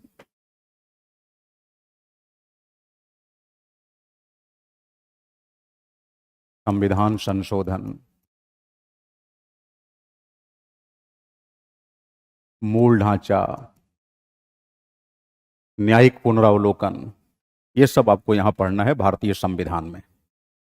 इसके अलावा शासन व राजनीति में क्या पढ़ना है, मैं इधर ओमिट कर देता हूं, मिटा देता हूं। इसके अलावा शासन व राजनीति में आपको पढ़ना है केंद्र सरकार, राज्य सरकार, आधारिक लोकतंत्र। आधारिक लोकतंत्र समझ रहे हैं? ग्रासरूट डेमोक्रेसी, पंचायती राज, आधारिक लोकतंत्र। अब बताइए जीएस में ये पढ़ते हैं कि नहीं आप? कॉन्स्टिट्यूशन एंड पॉलिटी में आप पढ़ते हैं इसको, है ना? अब केंद्र सरकार का मतलब केंद्रीय विधायिका, कार्यपालिका, सर्वोच्च न्यायालय, है ना, राज्य विधायिका, राज्य कार्यपालिका, उच्च न्यायालय, ये सब चीजें आपको यहां पढ़नी है ना। लोकल बॉडीज में पंचायती राज इंस्टीट्यूशन, नगरपालिका संस्थाएं, इन सब के बारे में पढ़ना है। इसके अलावे संघवाद तथा केंद्र राज्य संबंध,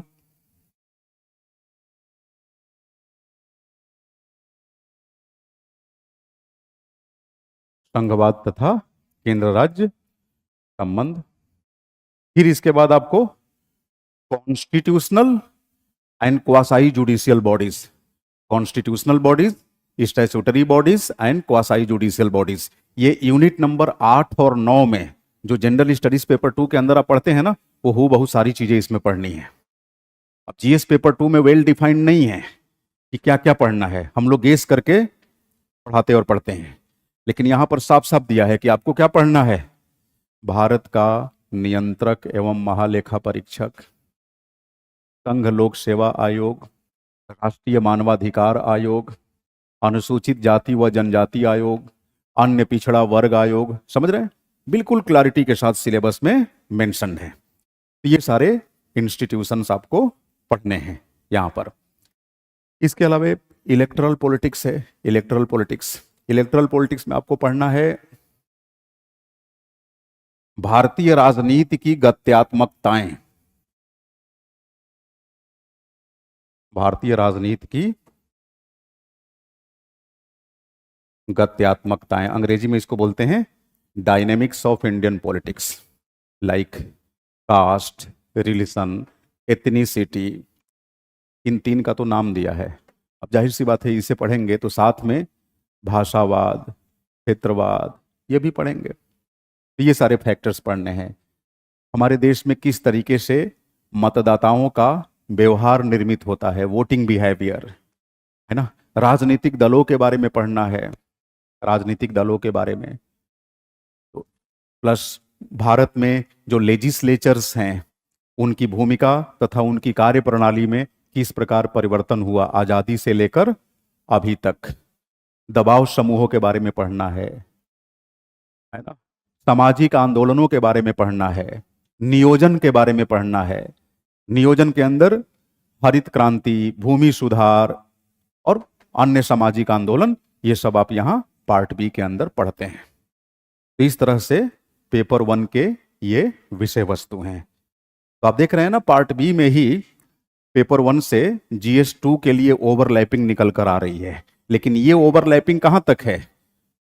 कॉन्स्टिट्यूशन एंड पॉलिटी, यानी फर्स्ट 9 यूनिट्स। फर्स्ट 9 यूनिट्स सीधे सीधे ओवरलैप करती है। और जब सेकेंड पेपर को मैं ब्रीफ करूंगा अभी थोड़ा और विस्तार से, तो आप वहां देखेंगे कि PSIR पेपर 2 से जो पार्ट बी है वो पूरा ओवरलैप कर जाएगा IR के साथ। और पार्ट ए के अंदर जो आप पढ़े रहेंगे जैसे इंस्टीट्यूशंस वगैरह like UN system and all, वो ओवरलैप कर जाएगा। तो अंतर्राष्ट्रीय संबंध की इकाई 17, 18, 19 और 20, 4 यूनिट उधर और इधर 9 यूनिट। यानी एक ऑप्शनल के तौर पे जब PSIR की 40 इकाइयाँ आप पढ़ते हैं तो हकीकत ये है कि आप 40 इकाई ही तैयार नहीं करते, बल्कि कितनी इकाइयाँ तैयार कर रहे होते हैं? 53 इकाइयाँ। कितनी? 53 यूनिट्स। क्योंकि यही 40 यूनिट्स GS पेपर 2 की कुल 13 यूनिट्स पे आपको पूरी तरह से ब्रशअप कर देती है, पूरी तरह से ब्रशअप। और ये मैं नो डाउट पूरे कॉन्फिडेंस के साथ कहूँगा कि पेपर 2 पर इसका प्रभाव है, प्रभाव है। आप बताइए, कई कुछ ऐसे भी लोग मिलेंगे जो कहेंगे कि नहीं नहीं ऐसा नहीं होता, PSIR भले पढ़े हैं लेकिन कोई ज़रूरी नहीं है कि पेपर 2 में नंबर आए। तो भाई जो PSIR पढ़ा है अगर उसका पेपर 2 में नंबर नहीं आएगा तो हम क्या मान लें कि जो संस्कृत साहित्य पढ़ा है उसका आएगा? माना कि नहीं आया, लेकिन संभावना किसकी बनती है बताइए? किसकी बनती है? तो इसमें कोई लाग लपेट नहीं कि जनरल स्टडीज पेपर 2 में आप अपेक्षाकृत बेहतर परफॉर्म करेंगे, बेहतर परफॉर्म करेंगे।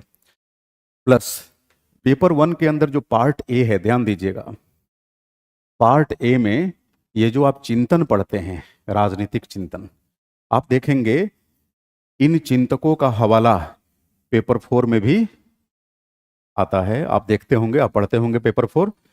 हाँ, तो या तो कोई स्टूडेंट पहले से पेपर 4 पढ़ चुका है और PSIR में ये चिंतक पढ़ रहा है तो तय मानिए वो कंफर्टेबल फील करेगा। अगर पहले से नहीं पढ़ा है लेकिन उसका सब्जेक्ट PSIR है और चिंतक यहाँ पढ़ लिया, तो बताइए चौथे पेपर में क्या वो सहज महसूस नहीं करेगा? करेगा। सीधी सी बात है, सीधी सी बात है। तो कम से कम इस विषय का सामान्य अध्ययन के 2 प्रश्न पत्रों पर प्रभाव है। सेकंड, द्वितीय प्रश्न पत्र पर तो ठीक ठाक प्रभाव है, चतुर्थ प्रश्न पत्र पर भी इसका आंशिक प्रभाव है।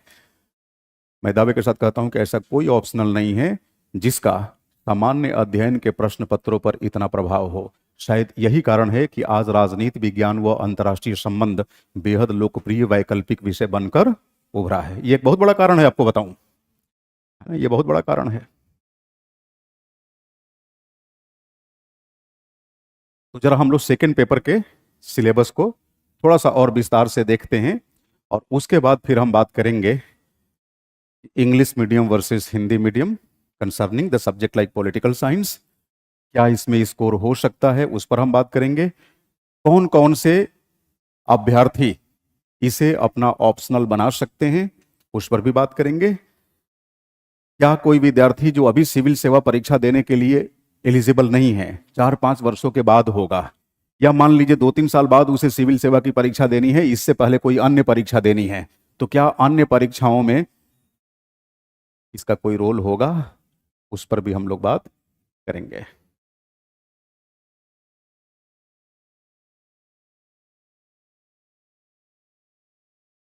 देखिए, तुलनात्मक राजनीति, तुलनात्मक राजनीति में बेसिकली हमें तुलनात्मक संदर्भ में राज्यों का अध्ययन करना होता है। यहाँ राज्यों में कह लीजिए विकसित देश बनाम विकासशील, विकसित देश तथा विकासशील देशों की राजनीतिक व्यवस्थाओं में तुलना, उनकी संवैधानिक योजनाओं के मध्य तुलना, उनकी राजनीतिक प्रणालियों के मध्य तुलना, है ना। विकसित तथा विकासशील देशों में दबाव समूह किस तरीके से काम करते हैं, हित समूह किस तरीके से काम करते हैं, सामाजिक आंदोलनों की क्या भूमिका है, ये तमाम चीजें हम यहाँ पढ़ते हैं। ये सबसे मतलब मेन हाईलाइट है। आप कह सकते हैं कि पेपर 2 पार्ट ए की जो फर्स्ट 4 यूनिट्स हैं वो पूरी तरह से तुलनात्मक राजनीति को समर्पित हैं। 5वीं यूनिट में थियरीज ऑफ इंटरनेशनल रिलेशनशिप है, जो सिलेबस में लिखा हुआ है approaches to study international relationship, अंतर्राष्ट्रीय संबंध के अध्ययन के उपागम, लाइक आदर्शवादी उपागम, यथार्थवादी उपागम, प्रकार्यवादी उपागम, प्रणाली उपागम वगैरह वगैरह, ये सब पढ़ना है आपको, है ना। फिर 6ठी 7वीं यूनिट से कहानी शुरू हो जाती है वर्ल्ड पॉलिटिक्स की। इसकी कहानी वर्ल्ड पॉलिटिक्स, वर्ल्ड पॉलिटिक्स। तो पहला पार्ट जो मैंने लिखा है ना, तुलनात्मक राजनीति, अंतर्राष्ट्रीय संबंध के विभिन्न सिद्धांत या उपागम, और फिर विश्व राजनीति। यूनिट नंबर 6 से लेकर यूनिट नंबर 11 तक आपको क्या पढ़ना है? विश्व राजनीति। और विश्व राजनीति को पढ़ने के क्रम में ही राष्ट्रीय तथा पार राष्ट्रीय अभिकर्ताओं के बारे में आप पढ़ते हैं, national and transnational actors. Transnational actors यानी पार राष्ट्रीय अभिकर्ता बोले तो संयुक्त राष्ट्र संघ, उसकी तमाम संस्थाएं, एजेंसियां, क्षेत्रीय व उप क्षेत्रीय संगठन, इन सब के बारे में आपको पढ़ना होता है ना। फिर इसके बाद जब पार्ट बी में आप मूव करते हैं तो समझ लीजिए कि भारत का अपने पड़ोसी देशों के साथ तथा दुनिया के अंदर दूर दराज के देशों के साथ संबंध।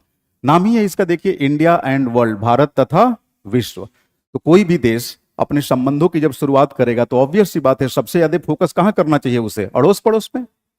पड़ोस सुरक्षित है तो आगे भी सब ठीक ही होगा। तो इसीलिए शुरुआत में यह दिया है कि भारत की विदेश नीति की आधारशिला क्या है, विदेश नीति के निर्धारक तत्व क्या हैं, विदेश नीति निर्माण की संस्थाएं कौन कौन सी है, भारतीय विदेश नीति में निरंतरता तथा परिवर्तन के तत्व क्या है, ये सब पढ़ना है। फिर पढ़ना है भारत का दक्षिण एशियाई देशों के साथ संबंधों के मद्देनजर क्या कुछ बाधाएं हैं, क्या कुछ विवाद है, लाइक सीमा विवाद, नदी जल बंटवारा विवाद, निर्जातीय विवाद वगैरह वगैरह, ये सब पढ़ना है। फिर भारत का संबंध वैश्विक शक्ति केंद्रों से, जो दुनिया की शक्तियां हैं, बड़ी बड़ी शक्तियां लाइक अमेरिका, है ना, रूस, जापान, यूरोपीय संघ, चीन, इन सब के साथ संबंध पढ़ना है। फिर भारत का भारत ही जैसे दुनिया के दूसरे देशों के साथ संबंध, जैसे अफ्रीकी महाद्वीप के देश। आपको नहीं लगता कि अफ्रीकी महाद्वीप के देश भी वैसे ही देश है जैसे हम हैं, विकासशील? इसके अलावे लैटिन अमेरिकन कंट्रीज, लैटिन अमेरिकी देशों के साथ संबंध पढ़ना है। तो जब भारत का अफ्रीकी महाद्वीप या लैटिन अमेरिकी देशों के साथ संबंध पढ़ेंगे तो global south versus global south relationship, विकासशील देश बनाम विकासशील देश। और जब अमेरिका के साथ संबंध पढ़ेंगे, यूरोपीय संघ के साथ संबंध पढ़ेंगे, तो आप बोलेंगे ना कि भारत बनाम वैश्विक उत्तर, यानी वैश्विक दक्षिण बनाम वैश्विक उत्तर। फिर नाभिकीय प्रश्नों को हम एड्रेस करते हैं यहां पर, भारत की परमाणु नीति पूरी पढ़ेंगे। फिर पश्चिम एशिया के संबंध में जो भी चीजें हैं, ये सारा चीज पढ़ना है आपको पूरे पेपर 2 के अंदर। तो पेपर 2 बहुत इजी है, इजी तो खैर पेपर 1 भी है, मतलब पेपर 2 शॉर्ट है, अपेक्षाकृत संक्षिप्त है। पेपर 1 का सीधे समझ लीजिए आधा है। तो ये तो सिलेबस की बात हुई, सिलेबस की। क्वेश्चन पेपर का फ्रेमवर्क कैसा होता है ये भी मैं आपके साथ डिस्कस कर चुका हूं। आपने ये भी समझ लिया कि भाई पॉलिटिकल साइंस को अगर हम ऑप्शनल के रूप में लेकर आगे बढ़ते हैं तो इसका पहला लाभ ये है कि खुद का इसका जैसे अन्य विषय हैं उनकी तरह 500 का वेटेज तो है ही है, साथ में GS2 और GS4 पर भी इसका प्रभाव है, इसका प्रभाव है। आप कह सकते हैं कि GS2 and GS4 they are largely influenced by the syllabi given under political science and international relationship. इतना तो मैं कह सकता हूं कि अगर ढंग से सिलेबस की एक एक प्रविष्टि को, एक एक एंट्री को ध्यान में रखते हुए और प्रैक्टिस को साथ में शामिल करते हुए अगर आपने सिलेबस पूरा किया तो आप ये मान के चलिए कि इस 500 मार्क्स में 270 प्लस लाना मुश्किल नहीं है। मैं हवाई बातें नहीं बोलूंगा कि क्लास करेंगे तो 300 अंक ला देंगे, नहीं, 300 अंक के लिए और भी कई सारे एफर्ट्स चाहिए होते हैं। हाँ, 270 ऐसा है कि जो मैं फॉलो करने को बोलूंगा अगर उसे आपने फॉलो कर लिया तो ये स्कोर कोई बहुत बड़ा स्कोर नहीं है। ये तो सीधे सीधे ऑप्शनल के नाम आप इसे आरक्षित कर सकते हैं। ये बिल्कुल भी मुश्किल नहीं है, बिल्कुल भी मुश्किल नहीं है। क्योंकि जरा सोचिए, 45 से 50 टेस्ट के माध्यम से आपको नहीं लगता कि कम से कम मैं आपके साथ 400 से 500 प्रश्न डिस्कस कर चुका रहूंगा। 400 से 500 प्रश्न डिस्कस करने का मतलब यह हुआ कि कई तरीके से आपके सिलेबस का मंथन हो जाएगा। क्वेश्चन सिलेबस से बाहर का थोड़ी होगा, सिलेबस के अंदर से ही तो होगा। और ऑब्वियस सी बात है कि उसमें प्राथमिकता हम किसे देंगे?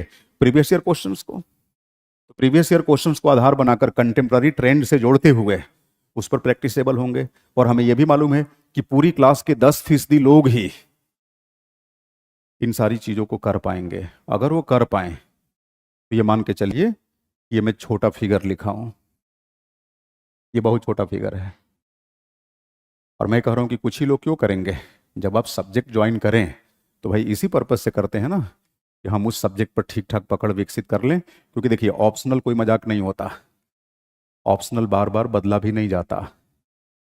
बदलने का मतलब कि नए ऑप्शनल को सीखने के लिए न्यूनतम 6 महीने समय लगाने होते हैं। कितने?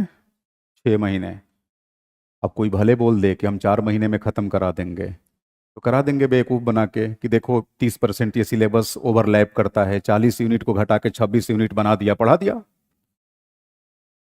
बट अगर आप भी सिलेबस लेकर साथ में बैठे हों, प्रीवियस ईयर क्वेश्चंस लेकर साथ में बैठे हों, तो आपको लगता है कि यहां से कोई आपको मिसगाइड कर सकता है? नहीं कर सकता।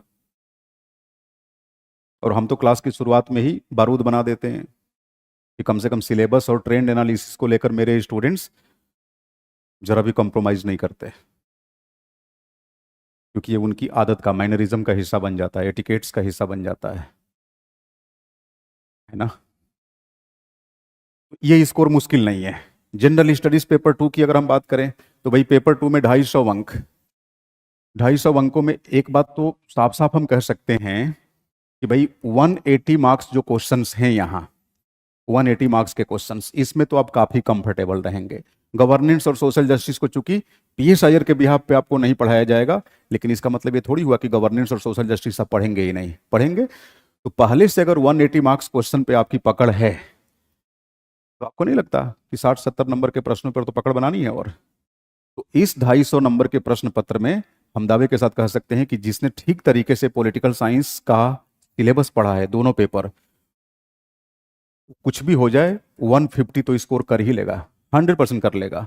हम अन्य जीएस के विषयों की बात नहीं करते। अच्छा, कम लिख दिया हूं 150 जीएस 2 में, कुछ ज्यादा नहीं है। अगर ज्यादा लग रहा है तो इसका मतलब कि पॉलिटिकल साइंस ढेला भर भी आप सीख नहीं पाए हैं। और अगर ठीक से पॉलिटिकल साइंस का सिलेबस पढ़ेंगे तो ये ज्यादा नहीं है। समझ रहे मेरी बात? जो आपकी कोर एरिया है, अगर वहीं फ्लॉप कर गए, वहीं क्लीन बोल्ड हो गए, तो फिर औरों में क्या उम्मीद की जाएगी?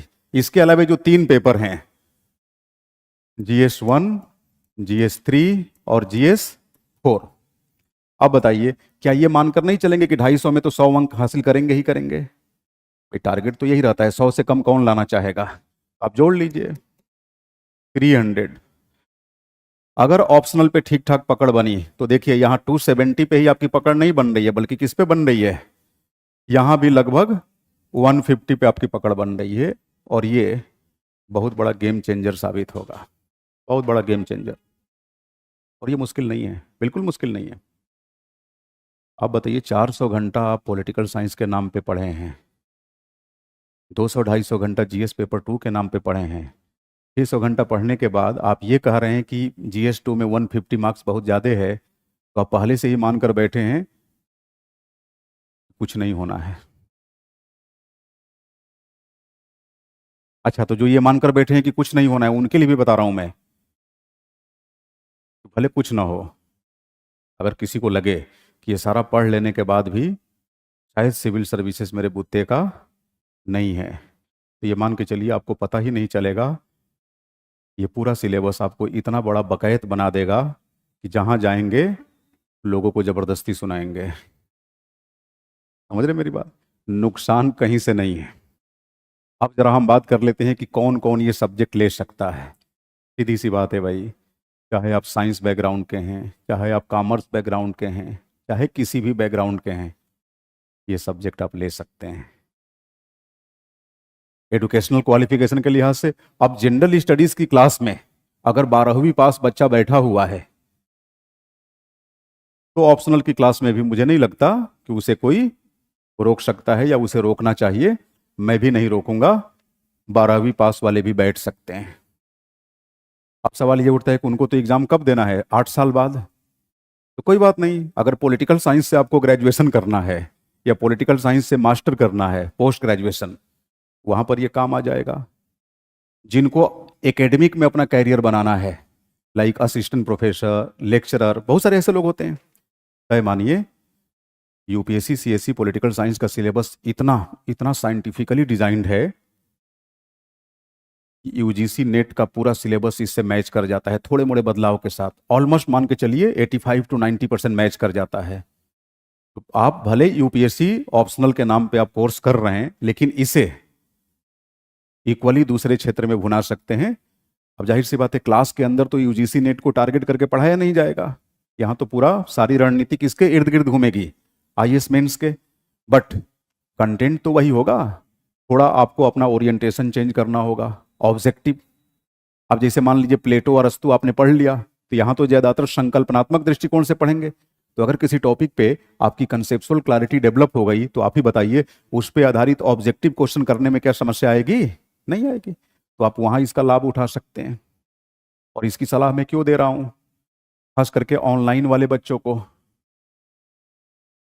भाई पॉलिटिकल साइंस की जितनी किफ़ायती फी रखी गई है, मैं तो कह रहा हूं कि जो +2 का बच्चा हो, जो पॉलिटिकल, खैर +2 में तो सारे ही विषय पढ़ते हैं, अगर मान लो ग्रेजुएशन अगर कोई कर रहा है ऑनर्स पॉलिटिकल साइंस से, वो चाहे तो अपने एकेडमिक को संवर्धित करने के लिए ये कोर्स कर सकता है। क्या ही फी है बताइए, जो भी हो नाम मात्र की फी है। हाँ,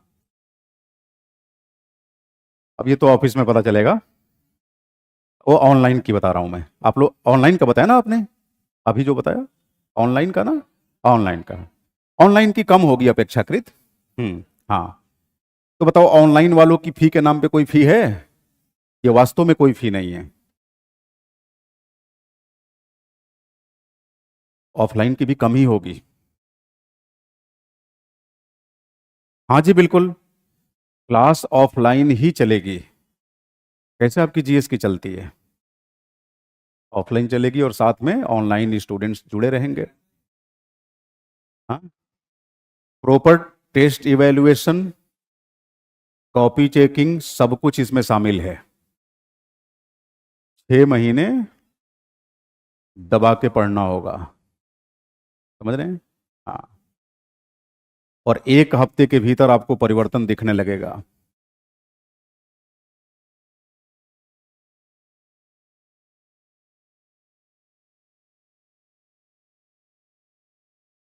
कैसा मटेरियल के ऊपर क्या चाहते हैं? हम्म। अलग से बुक्स क्या आपको स्टडी मटेरियल प्रोवाइड किया जाएगा, क्योंकि पॉलिटिकल साइंस की जो यूनिट्स है, मैंने शुरुआत में ही बताया, ये पॉलिटिकल साइंस और आईआर का अमलगमेशन है। यूपीएससी ने अपनी उपयोगिता के अनुसार इस सिलेबस को डिजाइन किया है। इसकी 40 यूनिट को करने के लिए कम से कम 16 से 18 किताबें अलग अलग रेफर करनी पड़ेगी। जो आपको लगता है कि प्रैक्टिकल है, वो नहीं, वो प्रैक्टिकल अप्रोच नहीं होगा। तो जो मैं मतलब कोचिंग की तरफ से जो आपको कंटेंट प्रोवाइड किया जाएगा वो तो रहेगा ही। इसके अलावे जैसा कि मैं हर जगह बच्चों को बताता हूं, इग्नू का जो एमपीएस है, एमए पॉलिटिकल साइंस का जो नोट्स है, आप दोनों साल का वो रेफर कर लीजिए। कहीं किसी किताब की तरफ भटकने की जरूरत ही नहीं पड़ेगी। बहुत आसान काम है, समझ रहे मेरी बात? क्योंकि देखिए आपका जो ऑप्शनल का सिलेबस है ना, ग्रेजुएशन ऑनर्स से थोड़ा सा ऊपर और पीजी से थोड़ा नीचे ही है। पीजी का सिलेबस इनसे ज्यादा इलाबोरेटिव है, समझ रहे मेरी बात? हाँ, वो सबसे ज्यादा समझ लीजिए कि वो साइंटिफिक नोट साबित होगा। तो ये सारे सोर्सेस आपको प्रोवाइड किए जाएंगे। हाँ, क्लास से पहले या क्लास के शुरुआती दौर में अगर आप कुछ होमवर्क करना चाहते हैं, तो +2 लेवल की जो चारों एनसीईआरटीज हैं, चारों एनसीईआरटीज कौन कौन सी, लिख देता हूं मैं यहां। ये अगर पढ़ सकें तो अच्छी बात रहेगी, नहीं भी पढ़ेंगे तो क्लास में कोई बाधा पैदा नहीं होगी। पढ़ लेंगे तो पहले से जो चीजें समझाई जाएगी, कुछ चीजों का नाम आपका सुना होगा, है ना? अब जैसे फांसीवाद, जब मैं पॉलिटिकल आइडियोलॉजी में पढ़ाऊंगा तो आप एनसीईआरटी में भी फांसीवाद पढ़ चुके होंगे, संक्षेप में ही सही। तो देखिए 11th and 12th standard NCERTs, 11th standard की जो पहली एनसीईआरटी है इसका क्या नाम है? राजनीतिक सिद्धांत, है ना, राजनीतिक सिद्धांत का परिचय, पॉलिटिकल थ्योरी है, पतली सी किताब है। हाँ, तो एक तो ये ले लेंगे आप। दूसरी जो आती है इंडियन कॉन्स्टिट्यूशन एट वर्क, अच्छा हिंदी में लिख देता हूं, राजनीतिक सिद्धांत, पहली टेक्स्ट बुक है ये। दूसरी है भारतीय संविधान, सिद्धांत व व्यवहार, जो आमतौर पे आप पढ़ते हैं, सिद्धांत व व्यवहार। जनरल स्टडीज पेपर 2 के नाम पर यही एनसीईआरटी अमूमन पढ़ी जाती है, जिसमें प्रियम्बल, फंडामेंटल राइट्स वगैरह वगैरह सब दे रखा है ना। अच्छा 12th क्लास की दो एनसीईआरटी है कौन कौन सी? हाँ, एक है इंडिया आफ्टर इंडिपेंडेंस, है ना, इंडिया सिंस इंडिपेंडेंस, स्वतंत्रता पश्चात भारत। अब हिंदी में देख लीजिएगा क्या नाम है इसका, स्वतंत्रता पश्चात भारत, इंडिया आफ्टर इंडिपेंडेंस। और दूसरा है समकालीन, हाँ, विश्व, कंटेम्पररी वर्ल्ड। यही 4 एनसीईआरटीज हैं। मैं कह रहा हूं कि अगर ईमानदारी से बेसिक लेवल पे, बेसिक के नाम पे अगर इसे आप पढ़ चुके हैं तो तय मानिए फिर पॉलिटिकल साइंस में सबसे ज़्यादा आप कॉम्पिटेंट हैं पॉलिटिकल साइंस का कोर्स करने के लिए। अच्छा दूसरी बात, अगर मान लीजिए आप नहीं किए हैं तो भी कोई टेंशन नहीं, क्लास की शुरुआत पॉलिटिकल और थ्योरी के मतलब बताने से होगी। पॉलिटिकल का क्या मतलब है, थ्योरी का क्या मतलब है, थॉट का क्या मतलब है, आइडियोलॉजी किसे कहते हैं, बेसिक बेसिक चीज़ें एकदम जीरो लेवल से। अब आपकी तरफ से कोई उत्सुकता हो, कोई प्रश्न हो तो आप मुझसे पूछ सकते हैं। बिल्कुल जी, ऑनलाइन बच्चों की जो कॉपी इवैल्यूएट होगी वो ऑनलाइन मोड में होगी, डिजिटली कॉपी इवैल्यूएट करके आपको प्रोवाइड कर दी जाएगी। ऑफलाइन वालों की तो मान लीजिए फिजिकल फॉर्म में ही होगी, है ना, आपके डिजिटल इवैल्यूएशन की कोई जरूरत नहीं। हाँ,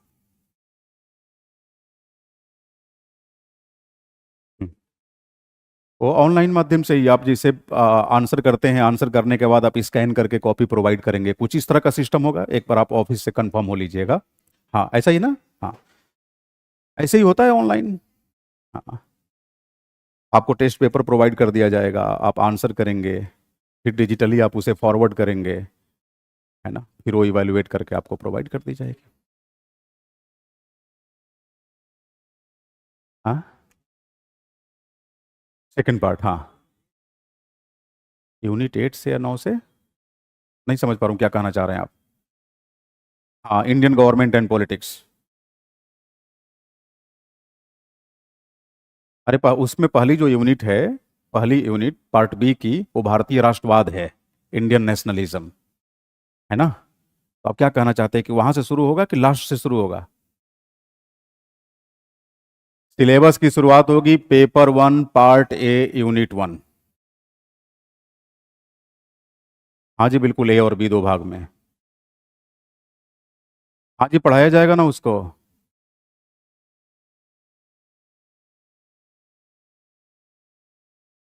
तुम क्वेश्चन ही नहीं पूछ पा रहे हो, क्या पूछना चाहते हो? आप ये कहना चाहते हैं कि भारतीय राष्ट्रवाद जो है वो कितने यूनिट तक है? हम्म हम्म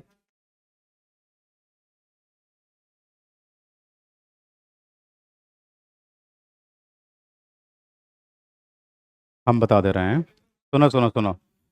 paper 1 part B Indian government and politics में सबसे पहले आपको इंडियन नेशनलिज्म पढ़ना है, समझ रहे मेरी बात? भारतीय राष्ट्रवाद, भारतीय राष्ट्रवाद के अंदर दो पार्ट है, ए और बी, जिसका हिस्ट्री से संबंध है। उसके बाद फिर इंडियन कॉन्स्टिट्यूशन शुरू हो जाता है यूनिट 2 से। देखिए सिलेबस है आपके पास, इंडियन कॉन्स्टिट्यूशन से शुरू हो गया। तो ये आपका लगभग छठी यूनिट तक पॉलिटिकल सिस्टम होगा। छठी 7वीं यूनिट तक देखो ना, आधारिक लोकतंत्र 7वीं यूनिट होगी। आधारिक लोकतंत्र कौन सी यूनिट है? लोकल सेल्फ गवर्नमेंट 7वीं है ना। हाँ, वहां तक पॉलिटिकल सिस्टम है। उसके बाद जाएंगे आप तो इलेक्टोरल सिस्टम शुरू हो जाएगा। इसमें क्या कंफ्यूजन है? कंफ्यूजन दूर है। हाँ हाँ, नहीं नहीं, कोई आर्टिकल वाइज नहीं, कॉन्स्टिट्यूशन में साफ साफ बता दिया गया है कि मेकिंग ऑफ इंडियन कॉन्स्टिट्यूशन, भारतीय संविधान का निर्माण, फीचर्स ऑफ इंडियन कॉन्स्टिट्यूशन, भारतीय संविधान की विशेषताएं, बेसिक स्ट्रक्चर, मूल ढांचा, कॉन्स्टिट्यूशनल अमेंडमेंट, संविधान संशोधन, जुडिशियल रिव्यू, न्यायिक पुनरावलोकन, है ना। तो जो बताया गया है सिलेबस में वही पढ़ना है।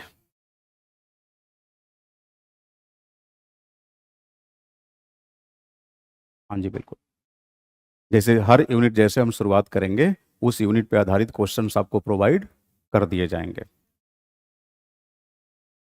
हाँ? नहीं नहीं, मुझसे आप ये सर इसलिए पढ़े कि आप पढ़ना चाहते हैं, नहीं पढ़ना चाहते हैं तो कोई ज़रूरत नहीं है ना, इसका कोई जवाब नहीं है ना। अदर क्वेश्चंस, अननेसेसरी क्वेश्चन नहीं। हाँ, टाइमिंग इसकी मस्ट प्रोबेबली 11 बजे से 1 बजे तक होगी सुबह की, 11 to 1 PM।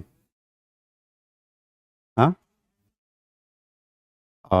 अब ये तो देखिए पूरा ये तो मैनेजमेंट का डिसीजन होता है ना, बट अभी तक हाँ क्लासेस की टाइमिंग यही 11 से 1 बजे।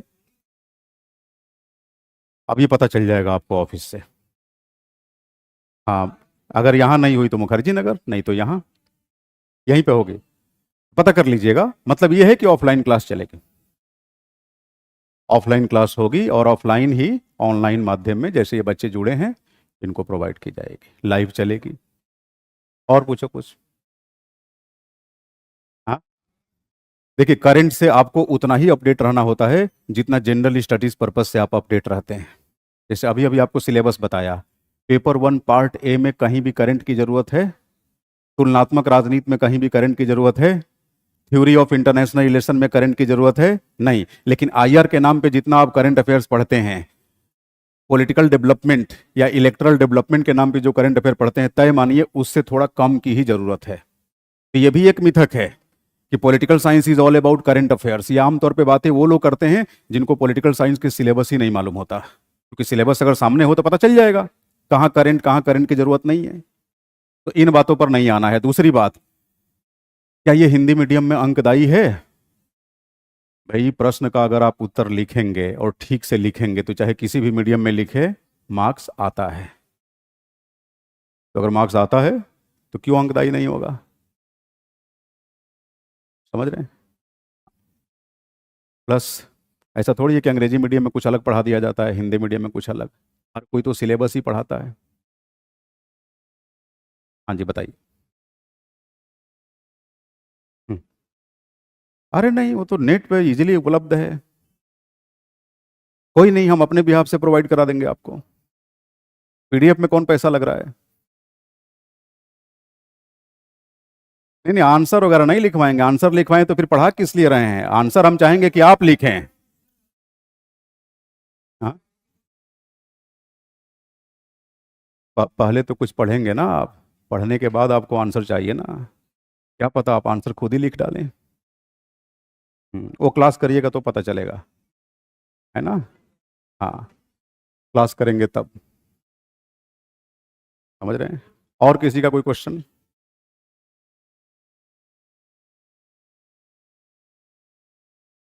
सेकेंड एआरसी, वो बेसिकली पूरी रिपोर्ट आपको नहीं पढ़नी है।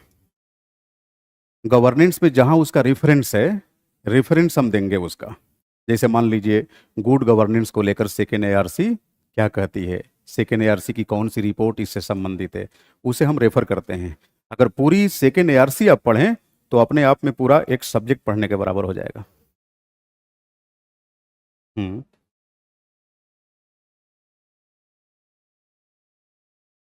अरे नीति आयोग को एज एन इंस्टीट्यूशन पढ़ना है आपको। जैसे आप ऑफिस ऑफ कैग पढ़ते हैं, ऑफिस ऑफ इलेक्शन कमिश्नर पढ़ते हैं, मतलब ऑफिस ऑफ सीईसी पढ़ते हैं, मतलब इलेक्शन कमीशन पढ़ते हैं, जैसे आप एससी एसटी कमीशन पढ़ते हैं, वैसे ही वो एक इंस्टीट्यूशन के रूप में पढ़ना है।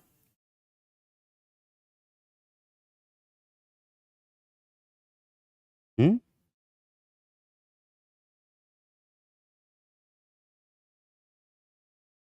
पॉलिटी में जैसे इंफ्रास्ट्रक्चर है, हाँ क्या इंफ्रास्ट्रक्चर है?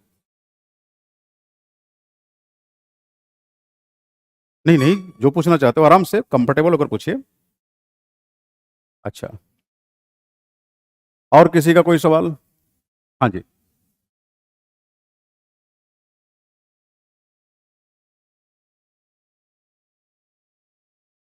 अनिवार्य।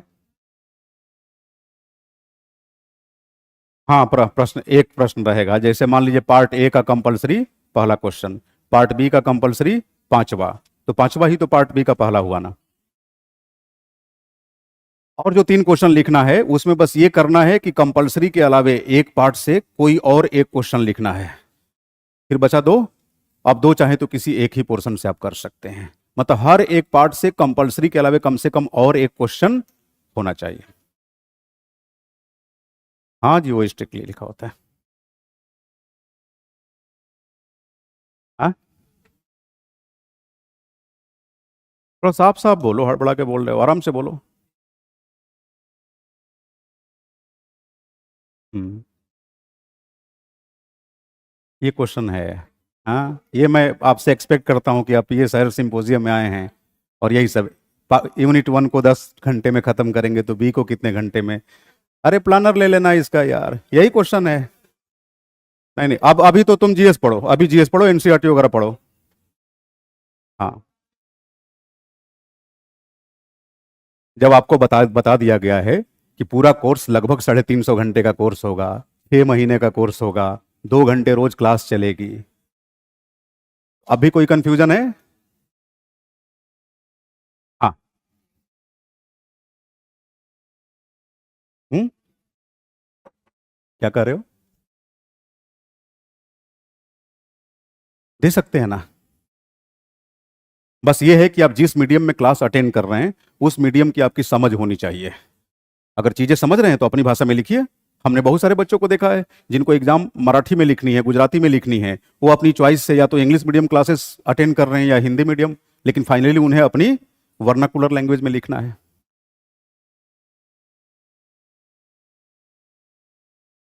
नहीं जी, बिल्कुल नहीं करेंगे। 8 घंटे क्लास लेने के बाद हम मूल्यांकन करेंगे, आपको लगता है? हाँ, उसकी फॉर्मेटिंग मैंने कहा ना शुरुआत में कि एक बात भी इधर उधर की नहीं होगी, फर्जी वाली बातें नहीं मेरी क्लास में। उसके लिए प्रॉपर टीम होगी, एबल लोग होंगे, योग्य लोग। हाँ, अगर मान लीजिए उस पे कोई कंटेस्ट करता है कि सर हमने क्लास में ये पढ़ा है और देखिए इवैल्यूएशन में ऐसा हमने पाया, तो आप बेझिझक मुझसे क्लास के दौरान पूछ सकते हैं, ये हम कर सकते हैं। ठीक है। और किसी को कोई कंफ्यूजन? हम्म। हाँ।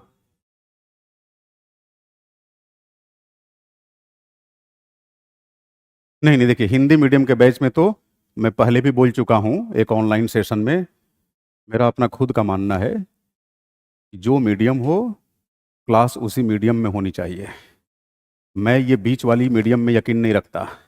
अगर हिंदी मीडियम है तो भी शुद्ध हिंदी मीडियम में चले, अगर किसी टर्म को समझने में बच्चे को दिक्कत आ रही है तो उसके लिए हम इंग्लिश बता देंगे, और अगर इंग्लिश मीडियम की क्लास हो तो फिर इंग्लिश मीडियम में ही होनी चाहिए, ये इधर उधर का चक्कर नहीं, है ना?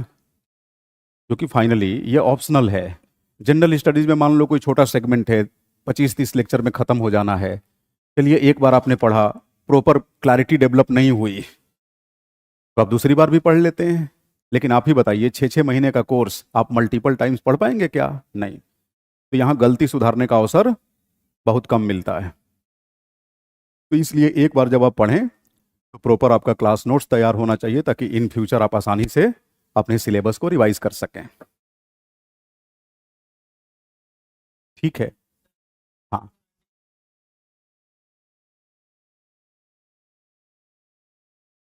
वो तो प्रश्न की डिमांड डिमांड पे डिपेंड करता है ना, वो प्रश्न की डिमांड पे डिपेंड करता है। अब प्लेटो के न्याय सिद्धांत में क्या अपडेट करेंगे बताइए? कुछ करेंगे? नहीं कर, आईआर में बदलते रहता है ना, तो बात हुई है कि जहां आईआर, जहां कंटेम्प्ररी एस्पेक्ट की जरूरत है उस एस्पेक्ट पे आपको ट्रेंड किया जाएगा। ठीक है। हाँ, दे सकते हैं। हम्म।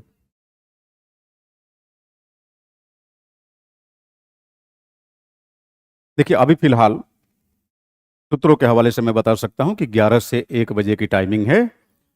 हाँ, स्थिर टाइमिंग आपको पता चल जाएगी। 16 तारीख से बैच शुरू होना है ना। आज कितना तारीख है? 7 तारीख है। हाँ। हाँ, बिल्कुल मिलेंगी। मिलनी चाहिए शायद, पता कर लीजिएगा।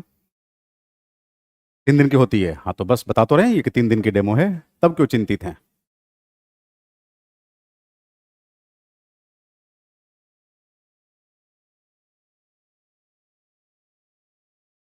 नहीं, वो तो रिकॉर्डेड फॉर्म में लेक्चर उपलब्ध होगा, इसकी एक वैलिडिटी होगी, वो भी आपको पता चल जाएगा। नहीं नहीं, कोई असर नहीं पड़ेगा। आप बिल्कुल निश्चिंत रहिए। आप एकदम निश्चिंत रहिए।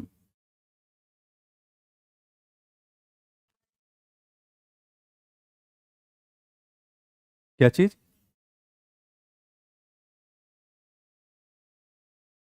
हाँ, मैं ये समझ जाता हूँ कि सामने वाला बकवास कर रहा है कि ढंग की बात कर रहा है। ये मैं बड़ी आसानी से समझ जाता हूँ। चलो, अब आप मान के चलिए 2016 से तो नियमित पढ़ा रहा हूँ, और नियमित नहीं मतलब इस तरीके से, जो कहते हैं ना, टूट के पढ़ाना। कई लोग 30 साल में जितना नहीं पढ़ाए होंगे, वो मैं 8 साल में उतने बैचेज पढ़ा चुका हूँ। अंग्रेजी, Hindi, crash course, short term, इस टाइप से। और ये सारी चीजें सेकेंडरी है। क्लास में बैठ के 2-3 दिन क्लास करेंगे आप, खुद ही पता चल जाएगा। है ना। तो अब मोह माया बांटी जाए।